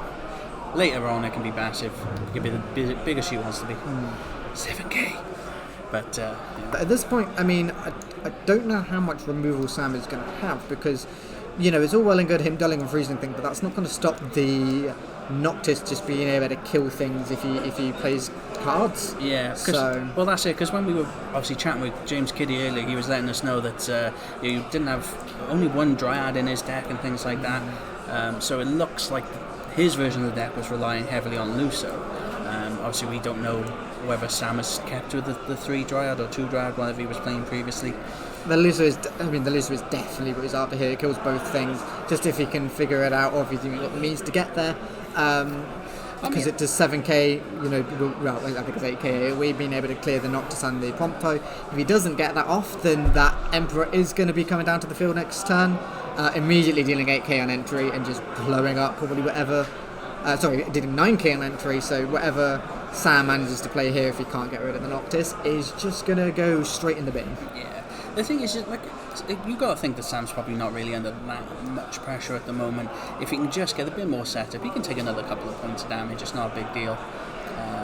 Yeah, it doesn't really. I mean, if he goes down to damage 3, obviously that's gonna put a few things live for him, like the Atomos, which he hasn't got yet, but we might see at some point. We are just going to be playing the Nagalad, and we might be getting the Every here because we have that one win backup available.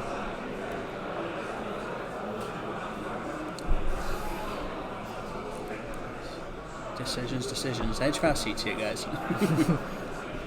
It's going to be probably the Every or the Atomos.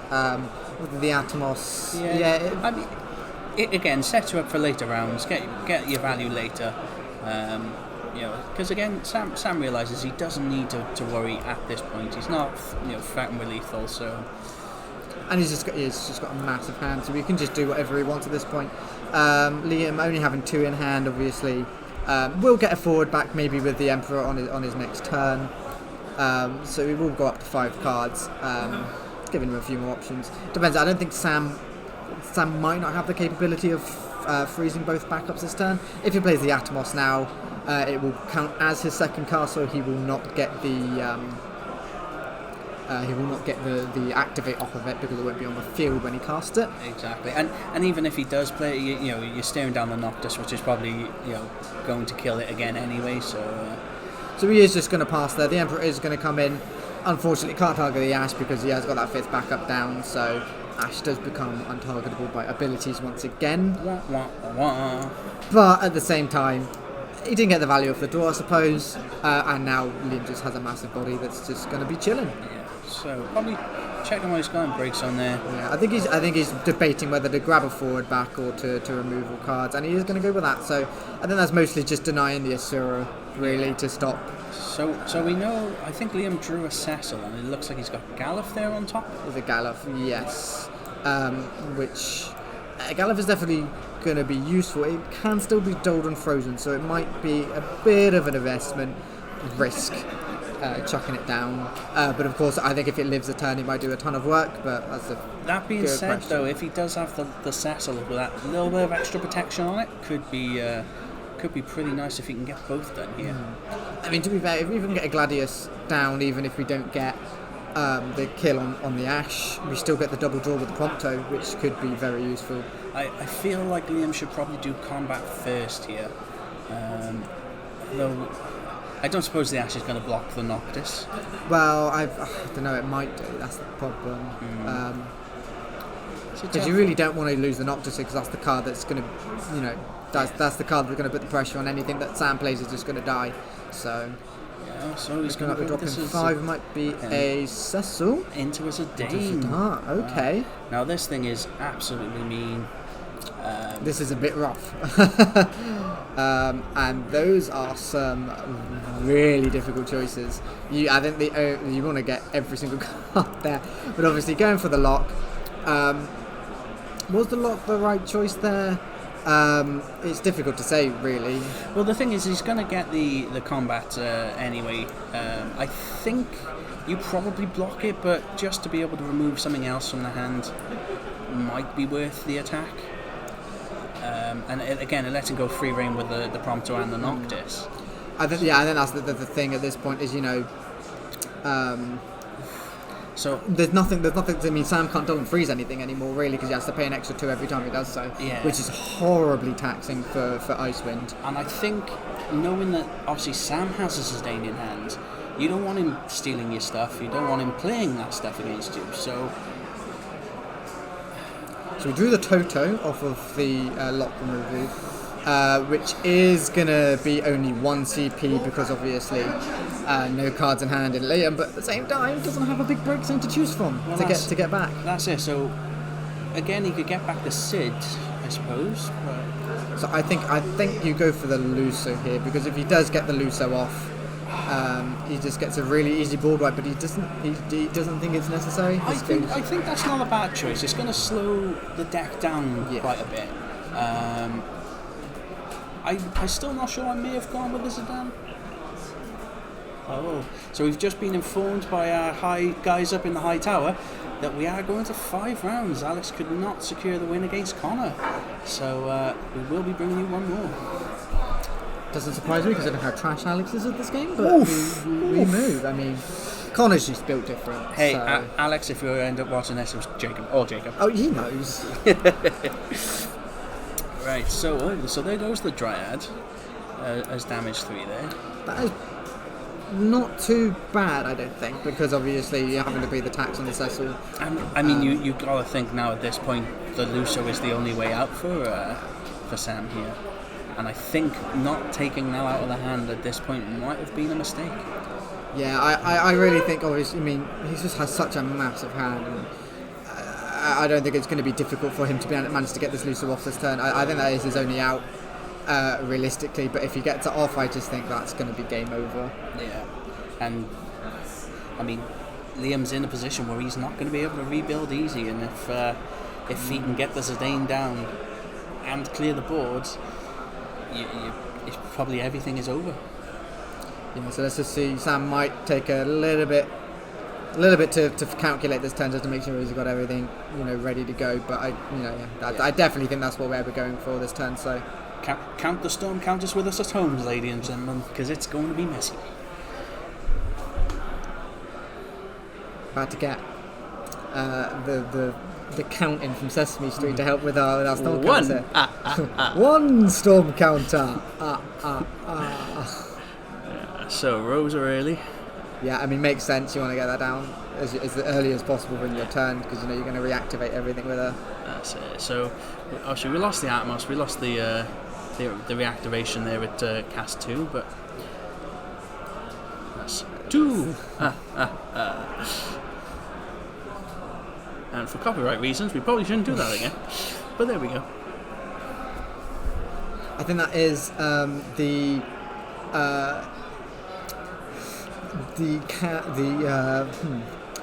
increasing numerical value man from Sumsamy corner. Sumsamy Street. Sumsamy Road. Sumsamy Road, eh? Okay. There we go. Yeah, you can do it, chat. Count along and laugh with us. So there we go. We're up to 3, getting the Luso draw. Chocobo for 4. Bouncing it. I mean, and another draw. I think we're going to be seeing at least an 8k ball wipe this time. Yeah. There's the reactivate from Rosa. Yeah. One more to see if we can get anything off of Rosa for free.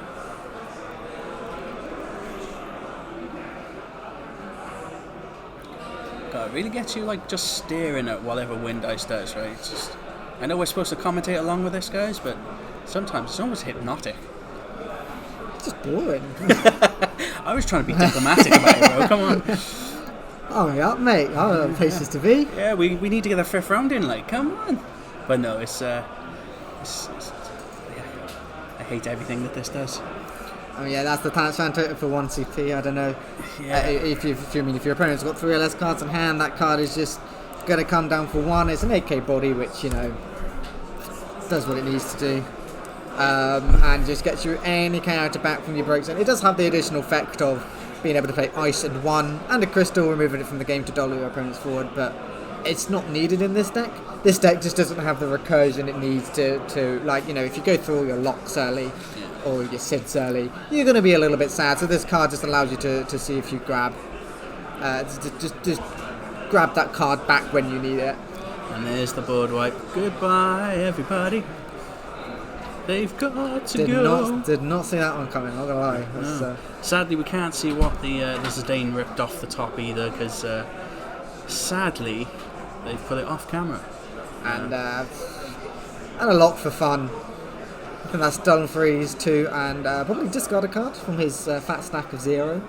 What happened to... Oh, I think so. I missed the time when I'm guessing Liam counted a summon, I'm guessing, with the... Oh, and there goes good on. Can't see the cards removed by Zidane, but yeah, as I said, you know, with the, I think they've that Luso staying in hand. I mean, he did have a chance of grabbing it anyway. I don't know if he saw one this turn, but yeah, we needed to see that Luso go because that was the only way of dealing with the board. Just with Cecil standing stoic. So the Emperor... the Emperor entered... the Emperor entered that turn, so obviously when a forward enters from Warp, it counts. It still doesn't have haste, so... I think he would have liked to have attacked, but did not have the opportunity to do so. I think really the Zidane not stripping the Lucer out of hand is what really hurt him the most there. Because if as much as he's got ways of getting another one, you know... You can't be dealing, you know, facing down an 8k board wipe when your board's that wide and nothing in hand, basically. But yeah, I mean, Liam is going to probably be taking a particularly short turn, I reckon. So we draw Crush, that's a XIII 11. And he's got, what, was it Prompto in hand? I think it was a Kelga. Okay. But yeah, I think this is going to be a bit of a rough turn for Liam. I think he's going to look at his cards and wonder what went wrong. Yeah, not to call the game early or anything, but it looks like we might be having Sam Griffiths versus Connor in round 5. I mean, EX Burst exists for a reason. We've already seen a timer which, you know, I guess did something. and EX Burst is an EX Burst, I guess. Maybe next week we'll try and not have so many wind ice on stream for you, shall we?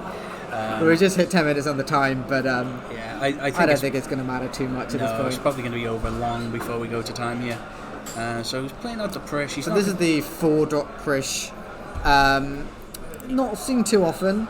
I personally, I don't know if you guys are aware, I am a small fan of Prish. I have played Prish since Opus fan. Well, average-sized Prish fan. But I've been a massive fan of Prish since Opus 1 with the first 5-drop legend, and this card, it reads so fun, and the artwork is also fantastic, but it's too fair. You pay the amount of CP you expect to get the value from the card, which in this game where you look at what Icewind is doing at the moment and you think that's not quite fair. No. You're paying. Not only do you have to play it, cast it, so you can't cheat it out and then do the effect. You have to then pay an additional 3 of Wind Earth and another 1 of any colour to then flip the top 5 cards of your deck to play a Wind or Earth character of cost 5 or less amongst them onto the field. It's nice that it can be 5 or less, I suppose, but really you're paying 7 CP to get a 5 CP, so theoretically this Preach is a 2 CP 9k. That's it. And to be honest, theoretically at this point it makes 0 difference. We're seeing Matoya go to damage. We're seeing No EX. Oh, EX. Look at that. Would you believe it? Oh, cool. He gets a case set back just to get smashed in the face by a Chantal. And that is going to be 7-3 to Sam. So another battering on stream with Icewind, and it looks like Sam is going to be advancing to face Connor in the final round. Yeah, round 5. We will get that to you shortly, guys.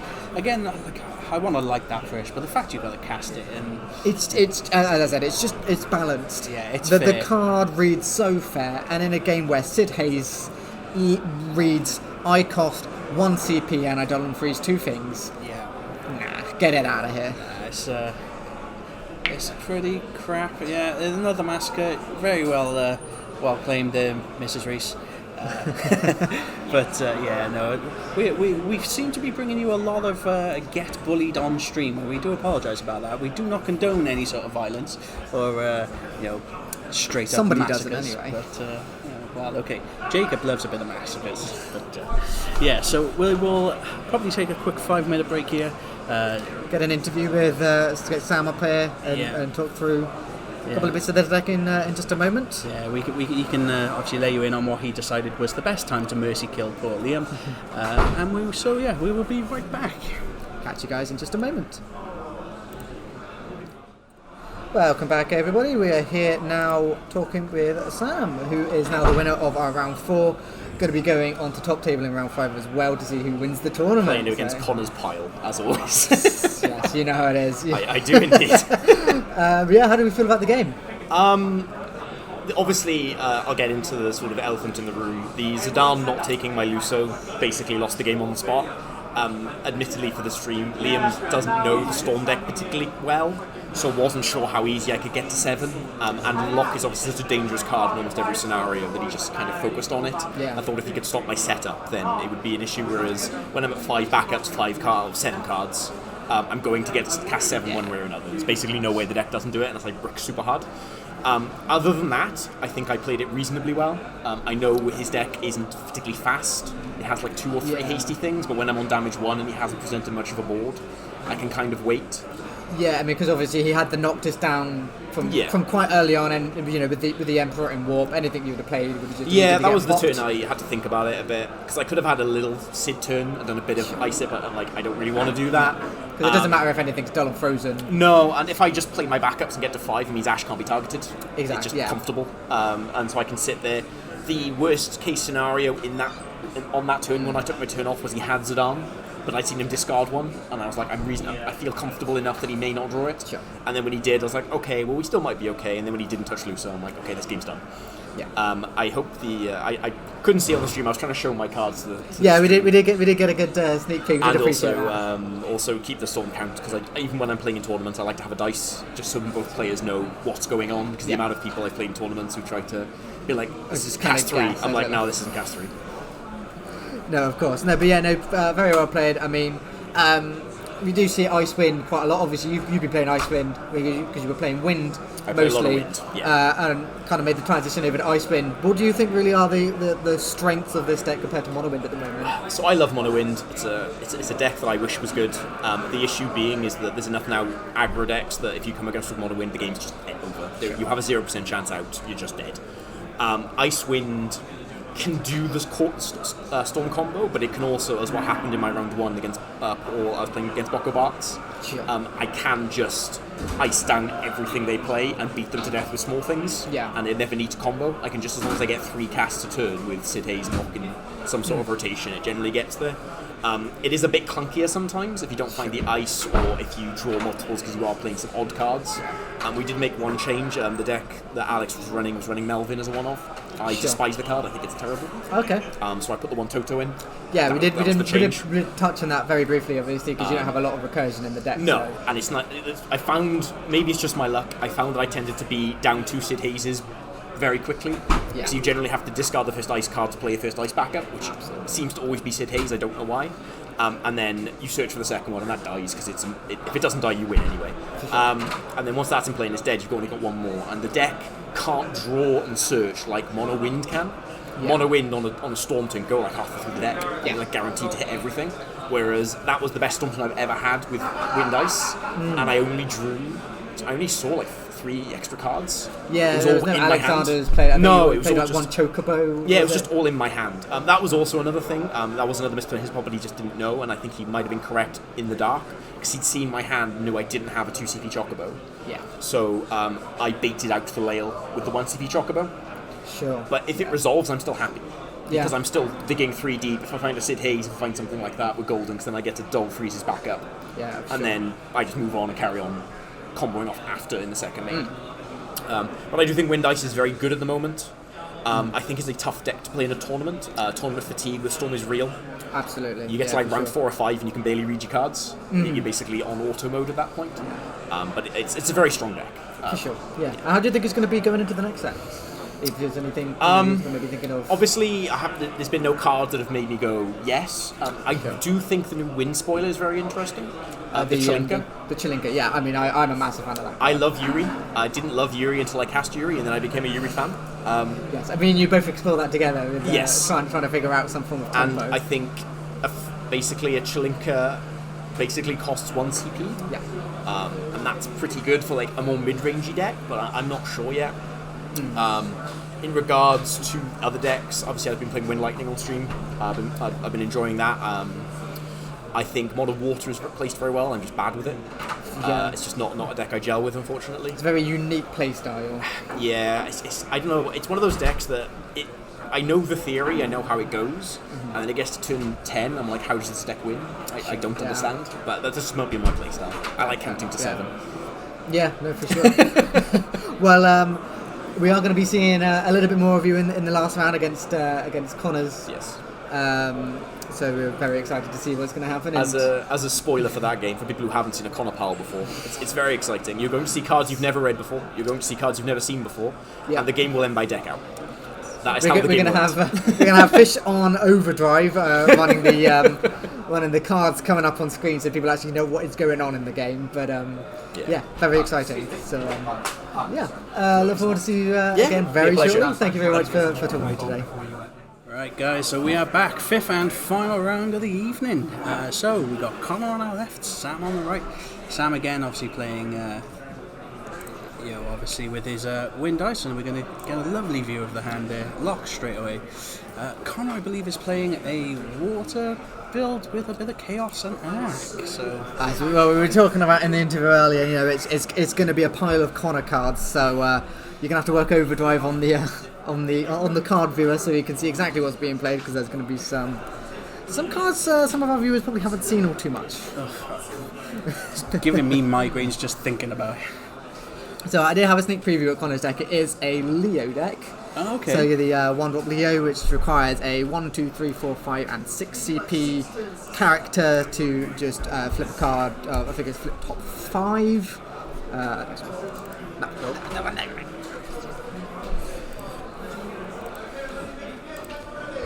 So I mean, we're having a very quick start. Before time even starts, I mean, Connor's ready to go. He just chuckle that Sarah down, ready for that Princess Sarah, which I think is an incredibly unique play that we've not seen all too much. Well, yeah, I mean, the thing is, we gotta kind of be pressed for a little time here. We're at 9:30, store closes at 10, and I'm sure they want to go home. So, chances of this going to deck out are not 0. No, especially when Connor is involved. So, he does also play the Princess Sarah down straight away. That might be because he has a turn 2 play he's looking forward to do. I think it was a Rydia and a Tyro in hand, so it probably might be playing the Rydia into another 3-drop water backup. I'm not too sure what he could get off of that, but he probably knows what he's doing. I mean, Summoner is probably going to be getting Yuna, perhaps. Yeah, I mean, that is what you'd think, but then why didn't he just play the Sarah and play it on curve? Because it's Connor, perhaps. Yeah, well, he might know something that we don't. See what Sam's going to open with here. Yeah. Now we know he's got lock in hand for a bit of an explosive turn. One's a little bit of setup. Yeah, but I'm sure Connor has got Connor shenanigans to counteract said things. Well, I mean, we are going to see the Nostalgia come down straight away as well. I think you've seen this... Getting a bit of deja vu I know, here, I think we've seen this play at some point about 20 minutes ago when when the last round started. But, if it's good, then... Why knock it? If it ain't broke, don't fix it. Exactly that. So yeah, you're gonna be seeing the Nostalgia calm down. Make sure we get that colour fixing. Hopefully, I mean, you know he's got the lock in hand to be able to play the ice backup, which is exactly what we need at this point. So we see a Leo in hand there. Yeah, I don't really want it at this stage, so we are probably just going to be playing the Rydia. Yeah. Getting a summoner character and a summon. So we are going to be getting... Oh, okay, it's going to be the Ico. Okay. So that makes sense as to why he did play both backups. So Ico, we are going to be coming up with a Rydia in just a moment if Fish can spell. Nope. And yeah, so this card is going to search for a job summoner and a summon, as long as they don't show an element. That's why we saw the Kusith and the Ico, which is a different element. The Ico, just a 3-drop water backup, searching a summoner forward. So just a very nice package. Immediately goes to 4 backups turn 2. I mean, what more do you want? 2 cards in hand as well. So we've got the Rydia ready to be played or walked, and we've got the Tyro if we need to search or need the colour fixing. We might not even need at this point in the game. Sam immediately going with Atomos, hitting the pawn. That's a great hit for Sam. The Zidane doesn't quite have haste at this point, but obviously we play the Atomos first, so we do have the activate 2. See if we can get any value of this. Oh, maybe the Zidane does have haste. Yeah, because he played the. Is it because he played the Atomos? You played the Atomos, then the Ute. Sorry, I missed that. And we're also seeing the lock come down straight away. That is a bit rough. And yeah, we saw Connor drew the Arc in hand, so he's just going to have a bit of a dead turn. The Auron, I mean, either the Auron or the Porom at that point wouldn't have been awful to get down that early on. The Porom just blocking the Zidane, getting something back, you know. But yeah, at this point, Sam's just a very, very aggressive turn 2. I mean, you don't want summoners to set up. I mean, that's the whole point. Summoners take a couple of turns to set up, but once they're set up, they're ready to go. Removing Zidane's ability as well, though, so he doesn't get the flip. And hitting the Cabrantho is very, very good. And here's the Chaos coming down. That is going to be very good, because we know he's got the Arc in hand as well. The thing is, you've got the Auron there ready to play, right? Just chuck that out, I think, right? Yeah, I mean, that just means, I mean, if he does play... I mean, it means he has to take the Auron with the Sildra, Arc. great hit. You'd be surprised, Connor is shifty. He'll find a way. Nice, Connor. Sorry folks, for anyone not missing the joke there, we do have a resident player by the name of Shifty, but he has got his little wiles about him. He'll find a way back, even just to maybe draw it out for another few minutes or so. At least, yeah. I genuinely think, does Sam know? Yeah, there we go, yeah. Honestly, it makes sense. Also, Atomos Trigger being able to activate 2, just being able to play the Porom at the same time. I mean, why not? Yeah, Sam's sitting with 1 card in hand, so if you do play the Arc this turn, we are only going to get 1 discard out of the 2. Yeah, the Arc is very interesting. It's seen a lot of play recently, and it can be pretty backbreaking. Yeah, I mean, the reason we're obviously seeing the Chaos being played for Soiree purposes.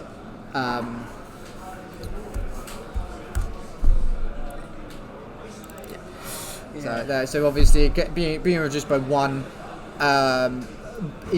being reduced equal to the cost of the highest Dark Forward you control. So we're seeing the Chaos played for Soirees because it's played for very, very cheap. Yeah. And then being able to play the Arc for free on top of that. But we are going to be playing the Chaos here, forcing... It's going to have to target the Auron in this situation, is it not? Oh, it's nice for him to give him his own card back. Does this not have to target the Auron at this point? No, so Chaos is choose on basically player's choice. They choose, do they? Yeah. I've not read this card. I don't play this game. Apparently. So usually the way it's played is you play the Chaos down, break something that you don't want, just so you get to steal obviously what you do. But again, Arc is not going to get him a lot of value here, even though he can play it for free. But I guess he's going to hold it for maybe when he tries to take Lock back to hand. Yeah, I mean he doesn't. There's no reason for him to play it now. No. So we're just going to chill. He wasn't going to get anything that he didn't. With 4 on the boards, Sam was going to give him exactly what. I mean, the only real danger with this, of course, is if Sam is probably going to keep the Althea up to stop whatever Connor is going to want to Arc. So we do have to be careful here. Sam playing the Lulu. We got Alexander or an Asura, which are both very, very good choices. Again, edge of our seat moment here, guys. Only problem is we can't play either of them without dulling the Althea, so... Yeah, Connor's definitely waiting for the time where Althea is not live to pull back the lock, or tries to get the lock back. Yeah. I mean, we did get the Asura in the end, but it depends if we're going to play. I think it's very risky to play it, because obviously we're going to have to dull down the Althea. If we've got the Chocobo in hand, it might not be as bad, but still, that's going to be a big risk for Sam to take here. Got to be said, I quite like Sam's choice in giving back the Porum. Obviously getting that the Porum back means you can't use Chaos to use the Chaos tap effect, which is quite nice. So there we go. Yeah, we are gonna play the Arc, attempting to target the Auron, which it has to, obviously, and there's the Althea. But obviously, because the Auron is owned by Connor, Connor gets it back to his hand, but it does mean Sam doesn't discard 2. Now, we know that Connor is playing War. Does he play Echidna to get back the axe? Echidna, thank you very much. What? Don't come up here with your sass. So Connor pronounced that. Have you ever heard Connor say Echidna before? Yeah, well, that pains my soul. Anyway. I mean, if you look at the pile of cards he's playing, it does make sense that... Yeah, I mean, he does play a pile of cards really well, but... True. I can't believe an Arc getting stolen. I mean, you can't think really that Sam's going to actually cast that. It's going to be very hard for Sam to cast that. So yeah, I think it's just going to sit there for probably a while. Which I think is fine for Sam. That's one less that he has to worry about. So. Yeah, I mean, we do have the Porum on field to be able to get the Arc back, which I think is why Sam is considering not attacking anymore. Sorry, I tell a lie. That was Connor trading in with the Porum there. Are we going to see Porum get back the Arc? I mean, you think so, right? He can cast it for free. Althea's down. You can take up the lock now. Sam is... a couple of difficult choices here, really, because obviously we've got the Althea in hand, which means that's going to be down at least a turn, so it's going to give Connor a bit of space to be able to do things. Obviously, Sam playing Wind Ice did have a very nice aggressive kind of early on, but now he's 2 backups to 4, and Connor's going to be playing another Arc, forcing the discard at this point. I think we're still in combat as well before Sam even gets the chance to react with anything else. That's it, and with 3 cards in hand, you're going to have to lose the majority of it. So yeah, I mean, if we lose the Althea here, that's going to be a nasty blow. I don't know when we're going to be able to see that coming back. Yeah. Jacko, what did I miss? Jacko, you missed a lot, son. Where were you? Unfortunately, we've seen 2 Wind Ice games. No, so this is our third Wind Ice game on stream now. So not as much as we would have liked, but So just to give you a brief highlight to anyone, basically Jacko that wasn't here, we have seen 3 Wind Ice. Connor needed to lose at round 4 to Alex. Unfortunately, that didn't happen, so we've gone to round 5 here. 17 people, just enough to get us into the round 5 category. So, we had 3 Exos going into round 4. Yeah. Unfortunately, Alex didn't manage to get the win over Connor, so Connor has gone into the last round here. So both of these players are our last Exos. Yeah. So one of these players is going to take away the number 1 spot in today's Cymru Cactuars locals.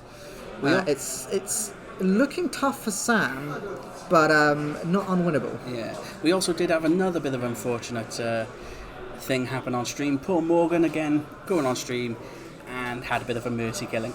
Liam just took him to the cleaners with a 2-1 Gudon. So, yeah, Gudon coming down saying I'm going to swing a couple times every single turn. Yeah. Just have a bit of fun. Pretty brutal. Wow, is that a marsh there that was... Yeah, so the 60p marsh, it's a water forward. It has a couple of bits of text in it, but the important thing is it brings out a 2-drop from your deck. So you just get to search for any 2-drop character, play it onto the field. But for this deck, obviously, we are playing Leo, and Leo wants you to have a 6-drop on board. So March does a very good job at being able to get that prerequisite ready to go. Yeah, exactly. And yeah, Jacko, completely agree. Villain arc continues. I hope that we're all around to see the inevitable explosion that is Morgan's rise to glory, I guess. Yeah, I could definitely see that happening. I think we're going might be going Joker mode next week. We'll come see him come. He's going to come with the most twisted and sick deck you can ever think of. Or you'll just play 13, which will break my soul in half. Soon the Sealed will come down here. Standard, probably going to be getting some ways of recurring summons, I reckon. Because we do want to see if we can play Arc a couple more times just to be a bit of a bully. I mean, yeah, there's an Unai and an Echidna. Wow. Echidna? No, we're not sticking with Echidna, guys. Echidna searched by Connor with Sildra. Knuckles himself coming out. Yeah, I mean, we're just gonna be playing that down, grabbing an Arc back, and just being generally mean. I think at this point, because Connor managed to turbo the 4 back up so fast. Sam trying to tell him that, with the lock to slow down a bit, but we had the Chaos, we had the Arc, managed to play it, and Sam not really having any way of dealing with the Chaos unless he can draw a lock and manage to storm off with it. But with just the amount of discard Connor is getting for Sam at the moment, because he's going to be playing the Une, which is going to bounce a backup and a forward, which then also allows him to play the Arc to discard 2. Yeah, now he's gotten rid of the Nordstalin here. Does Sam play a second off here? Because most of these lists don't, right? Yeah, because it's quite easy to... Well, I don't know, maybe it does, because you want to search the Uke with the Nordstalin realistically. So I think running 2 Althea isn't too out of the way, but I think at this point, Sam... 1 backup, 3 cards in hands. I mean, this poor do you know what, this poor Icewind player not having cards in hands or any backups. Let's get the tiny violins out, guys. The irony of it being is that obviously we've seen Sam use this very combo, but using Man in Black to accomplish it. So Une bounce discard. Yeah, it's just breaking with extra steps, really. I mean, it's gross. But yeah, a very very good play with Connor. Sam is probably... I mean, he's still got that Arc to play at some point during the game, Yeah, sure. Let's hard cast that 9 CP. Oh, it's painful to watch. Hey, but at least we might get out of here by 10 o'clock, eh? Man can dream. Well, my bed is calling me, I'll tell you that. Already had enough mess ups with the technology today, so... Yeah, so if you weren't aware, Jacko, if you want to go back and see that we are only 2 hours into the stream as opposed to the... Yeah, Jacob turned the stream off. What an absolute... It was all my fault. Orchestrated by me all along, pulling the strings. Watching as Fish very, very... Oof. Jacko getting awful saucy there. Sorry, Jacko, I've stolen your man for tonight. I do apologise, but... Whoa, now, let's not fight over me, ladies. All right. Too irresistible, unfortunately. Banter is as banter does, eh? Right, so, anyway, Final Fantasy. Yeah. Ooh, a Zana and a Chocobo hit there, taking Sam to 2. It's just... the only thing with Connor's deck is it does kill rather slowly, so... but this, we're just playing an Auron, so if Sam wants to do anything, he's got to deal with the Auron first. I don't think it's really going to matter. Yeah, what can Sam even do here? It's not as if he can do one of his big explosive turns. And I mean, even with this deck's explosive power, you're not going to be able to get Luso off particularly easily, especially when your only backup is Ice. Yeah. And we have seen some pretty one-sided affairs this evening, and each one of them has been pretty brutal to watch. And I'm not saying I'm happy to see Wind Dice get absolutely brutalised, but Sam knows what he has to do here. I don't know if he's going to get it off this turn. I think he might just try and set up for it doing it again. But the thing is, Une is just going to be able to grab back the Arc whenever he wants. You're getting Acoustic straight away and just being able to cycle through the deck, also cycle through the break zone as many times as we want, really. And it doesn't really matter if Connor overcommits to the board, because Sam just I mean, yeah, Sam can play the Luso, but if Sam's going to try and bounce the Luso to do anything, it's just going to get discarded, and Sam's not going to have a hand. And you've got to think obviously he's going to still need another couple of turns to reorganise his board to be able to do the Luso effect. So I just don't see that happening in quick enough succession. No, I mean, Connor can definitely swing a couple times here. He's probably not going to swing with the Unai because you want that to grab another summon back. We can see the Leo in hand. Does he have the right numbers? I don't think he needs it. I mean, I think he's got the March. He's got the Unai on field anyway. He's just going to play it. So we're going to flip. I believe it is the top 5 and choose any character among us to play onto the field for free. Very sus. Leo is going to be venting in this situation. I'm gonna. Anyway, we hit the Leviathan off. That was the exact card we were trying to hit here. Just absolutely brutal. As much as we were joking that Connor's pile of cards, this pile of cards seems to be doing some demonstrable things. A little bit. I mean, yeah, Connor's just swinging away. Another Chocobo goes. Just. I don't think their Chocobos matter because as soon as Sam tries to play a Chocobo, it's just going to die to an arc. Yeah, I'm honestly surprised we haven't seen hands across America, hands across the table, and just scoop. I think Sam is too tenacious for that. He does not want to give up. Yeah, I mean, I'm all for a heroic last stand and all, but. I mean, we've warped the Garnet as well now, so even if Sam does manage to clear anything away, we're just going to get the Garnet in a couple turns time, probably get the Kusith back, probably get an Arc back if we need it, and then just go back for the Chaos and Sam has a mighty hand there, but no backups. Having a hand that size is probably Storm's wet dream, but you just when you can't play with that wet dream, it makes it very sad. It's all there, black and white, clear as crystal. You get nothing. You lose. Good day, sir. You can try. But yeah, Sam not showing any signs of giving up just yet.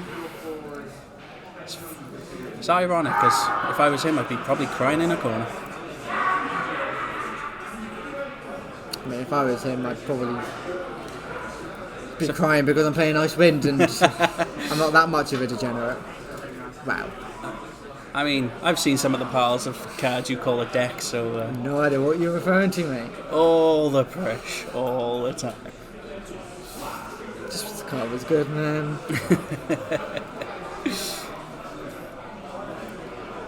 More of a dry nightmare. Couldn't agree more. Dry Nightmare is definitely what we're witnessing on our stream here. I mean, big up to Sam for trying everything he's got here. He's making it work. Yeah, I mean, we got the Atomos down, we're getting the Silk Skin. I mean, we get the activation with the Atomos as well.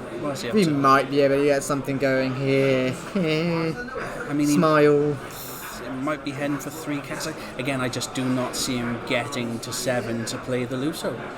Even if he does, he's not killing the Leviathan or the Une or the Echidna. No, yeah, this is true. And then the Luso's going to break to the Arc, so we've got 3 swings coming in after that point. So it's just going to be lethal. So maybe, I mean, you got the Atomos to be able to chump one of them, but I mean, you're just using so many cards to get to that point. I mean, just as a bit of a, well, not even a Hail Mary. What's the not so much sore loser, but I would just probably hard cast the Arc just for giggles. And that's just you being bad. Yeah, Steve, hey, welcome, and completely right. Complete toilet water versus water. So.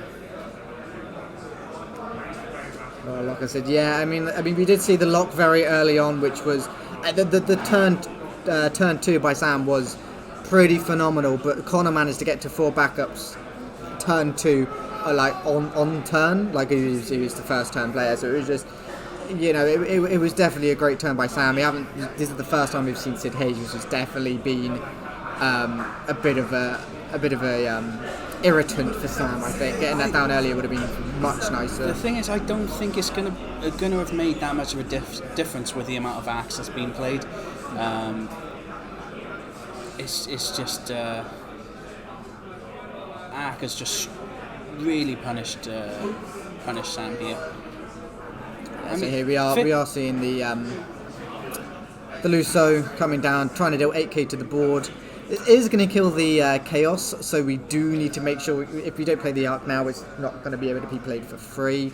Yeah, here we go. Unai is able get to it back, smack him. Smash and grab, folks. Smash and grab. It doesn't have any answer for it. No cards in hand, so as I said, it's the exact situation we were in. We do get the draw afterwards. I mean, again, fair play to Sam for being able to use that massive hand he had at the start here to get some sort of semblance of a board, but it's really. I mean, not Connor doing that. doesn't have the win this turn because as far as I'm aware, that doesn't have any haste whatsoever. So he's probably going to take Sam to like 5 or 6 because he wants to keep the Unai up. Yeah, exactly that. The Atomos can block if it wants to. It's a pretty nasty loss for Sam losing the Atomos. But with one card in hand as well, you got to hope for some of the best draws next turn to be able to do anything. You need a Chocobo, you need like a Sid Hayes Chocobo lock, something like that, just to really deal with one of the threats on the board. Okay, so Ku's sitting a lot here. Dropping the seeing if the Leo managed to get anything. I mean, why not? The card's in the deck, so play it, I guess. Yeah, that's the advice I have. I hope you take away from this today, ladies and gentlemen. If the card's in the deck, play it. Wise words from myself. No wiser words were ever spoken about a TCG. Oh, there's a Cymru off the top. I mean, Cymru is gonna stop the lock from really doing as much as it wants to. I think that's actually a pretty good play here. Because obviously, if you don't care about the alternate casting cost from Cymru, it's just a case of an ability choosing a forward he controls is just going to be cancelled. So if Lock does manage to come down next turn by some form of miracle draw, it's gonna be very, very rough.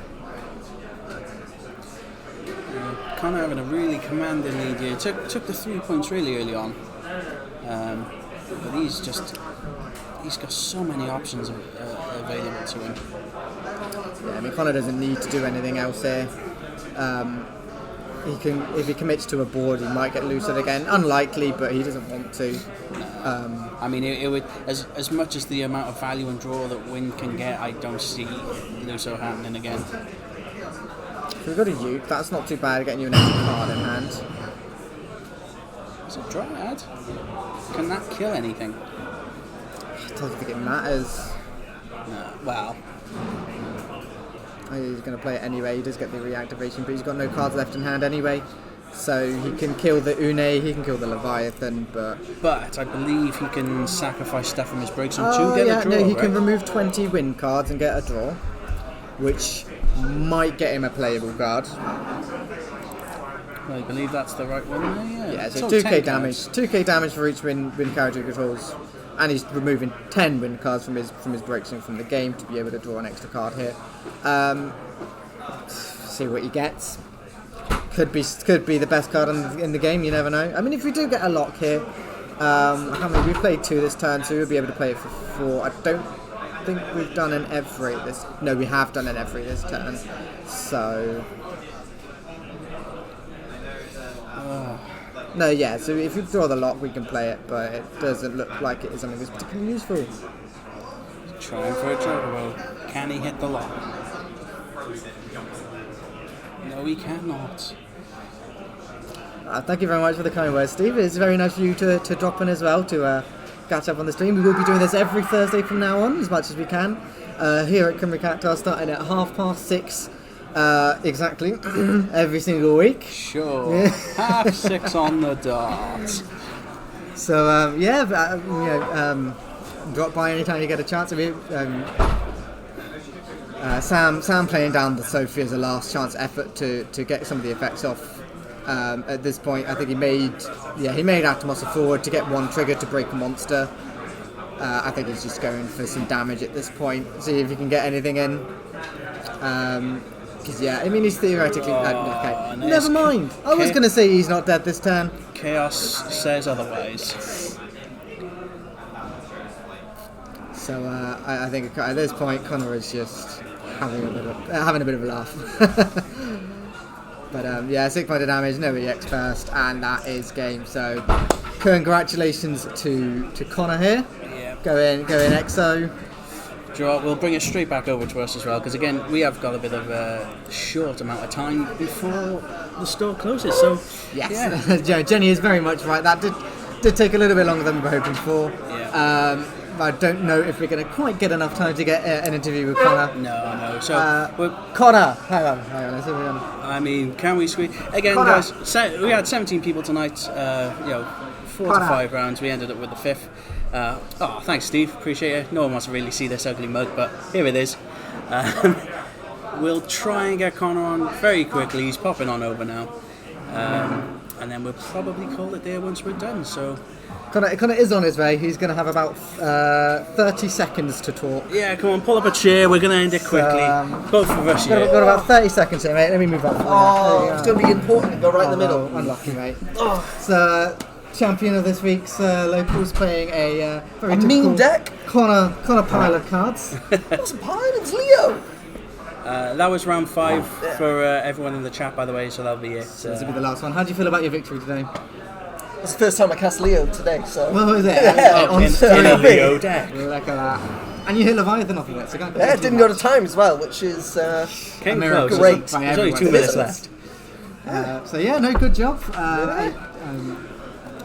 definitely not. It's garbage, isn't it? it's Leo, but if you like high rolling, Steve is chatting. If you like to high roll, Leo's your guy. But yeah, I mean, how would you do you want me change to call from the Leo? we're getting nice and squeeze up. Just get make it some nice and pitches on close to screen, that. mate. Yeah. What would you change for the deck then? If well, I forgot to put Sophie in the deck, so there's that. Congratulations. I Forgot to put Mist Dragon in the deck. Also a good card. Hey, did you just forget all of the good Earth cards? Sounds about right. Leo. Yeah, but it's all right. Did things. It was all right. Brilliant words from Connor here today, ladies and gentlemen. We're gonna have to call it there because To be honest, yeah. I don't know what else Connor was saying. Here we go. I think my opponent's just been crap all day. To be honest. Well, to be fair, I mean, Sam did have that really explosive turn 2, which we thought was going to be able to bring things forward, but you just kept the chaos in hand, and he couldn't deal with the chaos. Yeah, if I didn't have Chaos Arc, I think that would have been. I mean, he didn't have the lock to answer for it when he needed to. Yeah. So I think yeah. He did actually, didn't he? He opened Arc and then. No, because he played lock turn 2 to do the explosive turn 2. Oh, so lock was already on the board. And at any point, if you tried to choke him with a lock back to hand, you're just going to arc it. So Arc is gross when you can play it for free. Arc is a nasty card at the moment. yeah, well played. Do you think the deck is worth playing next set? No, No. I don't think it's worth playing now. That was going to be my follow-up question on that one. Anything you are excited for next set? We've spoiler season, so we might as well. Yeah, I'm looking forward to Scions. Understandable. I'm liking Grahir and Alisei. Jet, maybe I'll be able to play Versdale next set. For the 5-drop. We'll see. Fair enough. Tifa seems like a fun deck. It's very interesting with the fire one or the earth one. Today's spoiler, the Earth one, yeah. The Earth Legend, yeah. It's one card that can deal 7 damage. Yes. I mean, because the thing is, you just reactivate your backups. If you play it in wind and just carry on. Just keep on going. Yeah. Ashura, Evray, that's 6 damage? So. Yeah. Well, We don't talk about Clapman, ignore him. He's an anomaly. He don't exist. yes. Yeah. Well, Excellent. glad you had fun. Congratulations on your win. Won't I'm be just- taking I'm- it this next week. I'm just glad Icewind didn't win today's locals. I think that's the important thing. Seeing it 3 from times today. is enough. So, But, yeah. That's 3 times too many.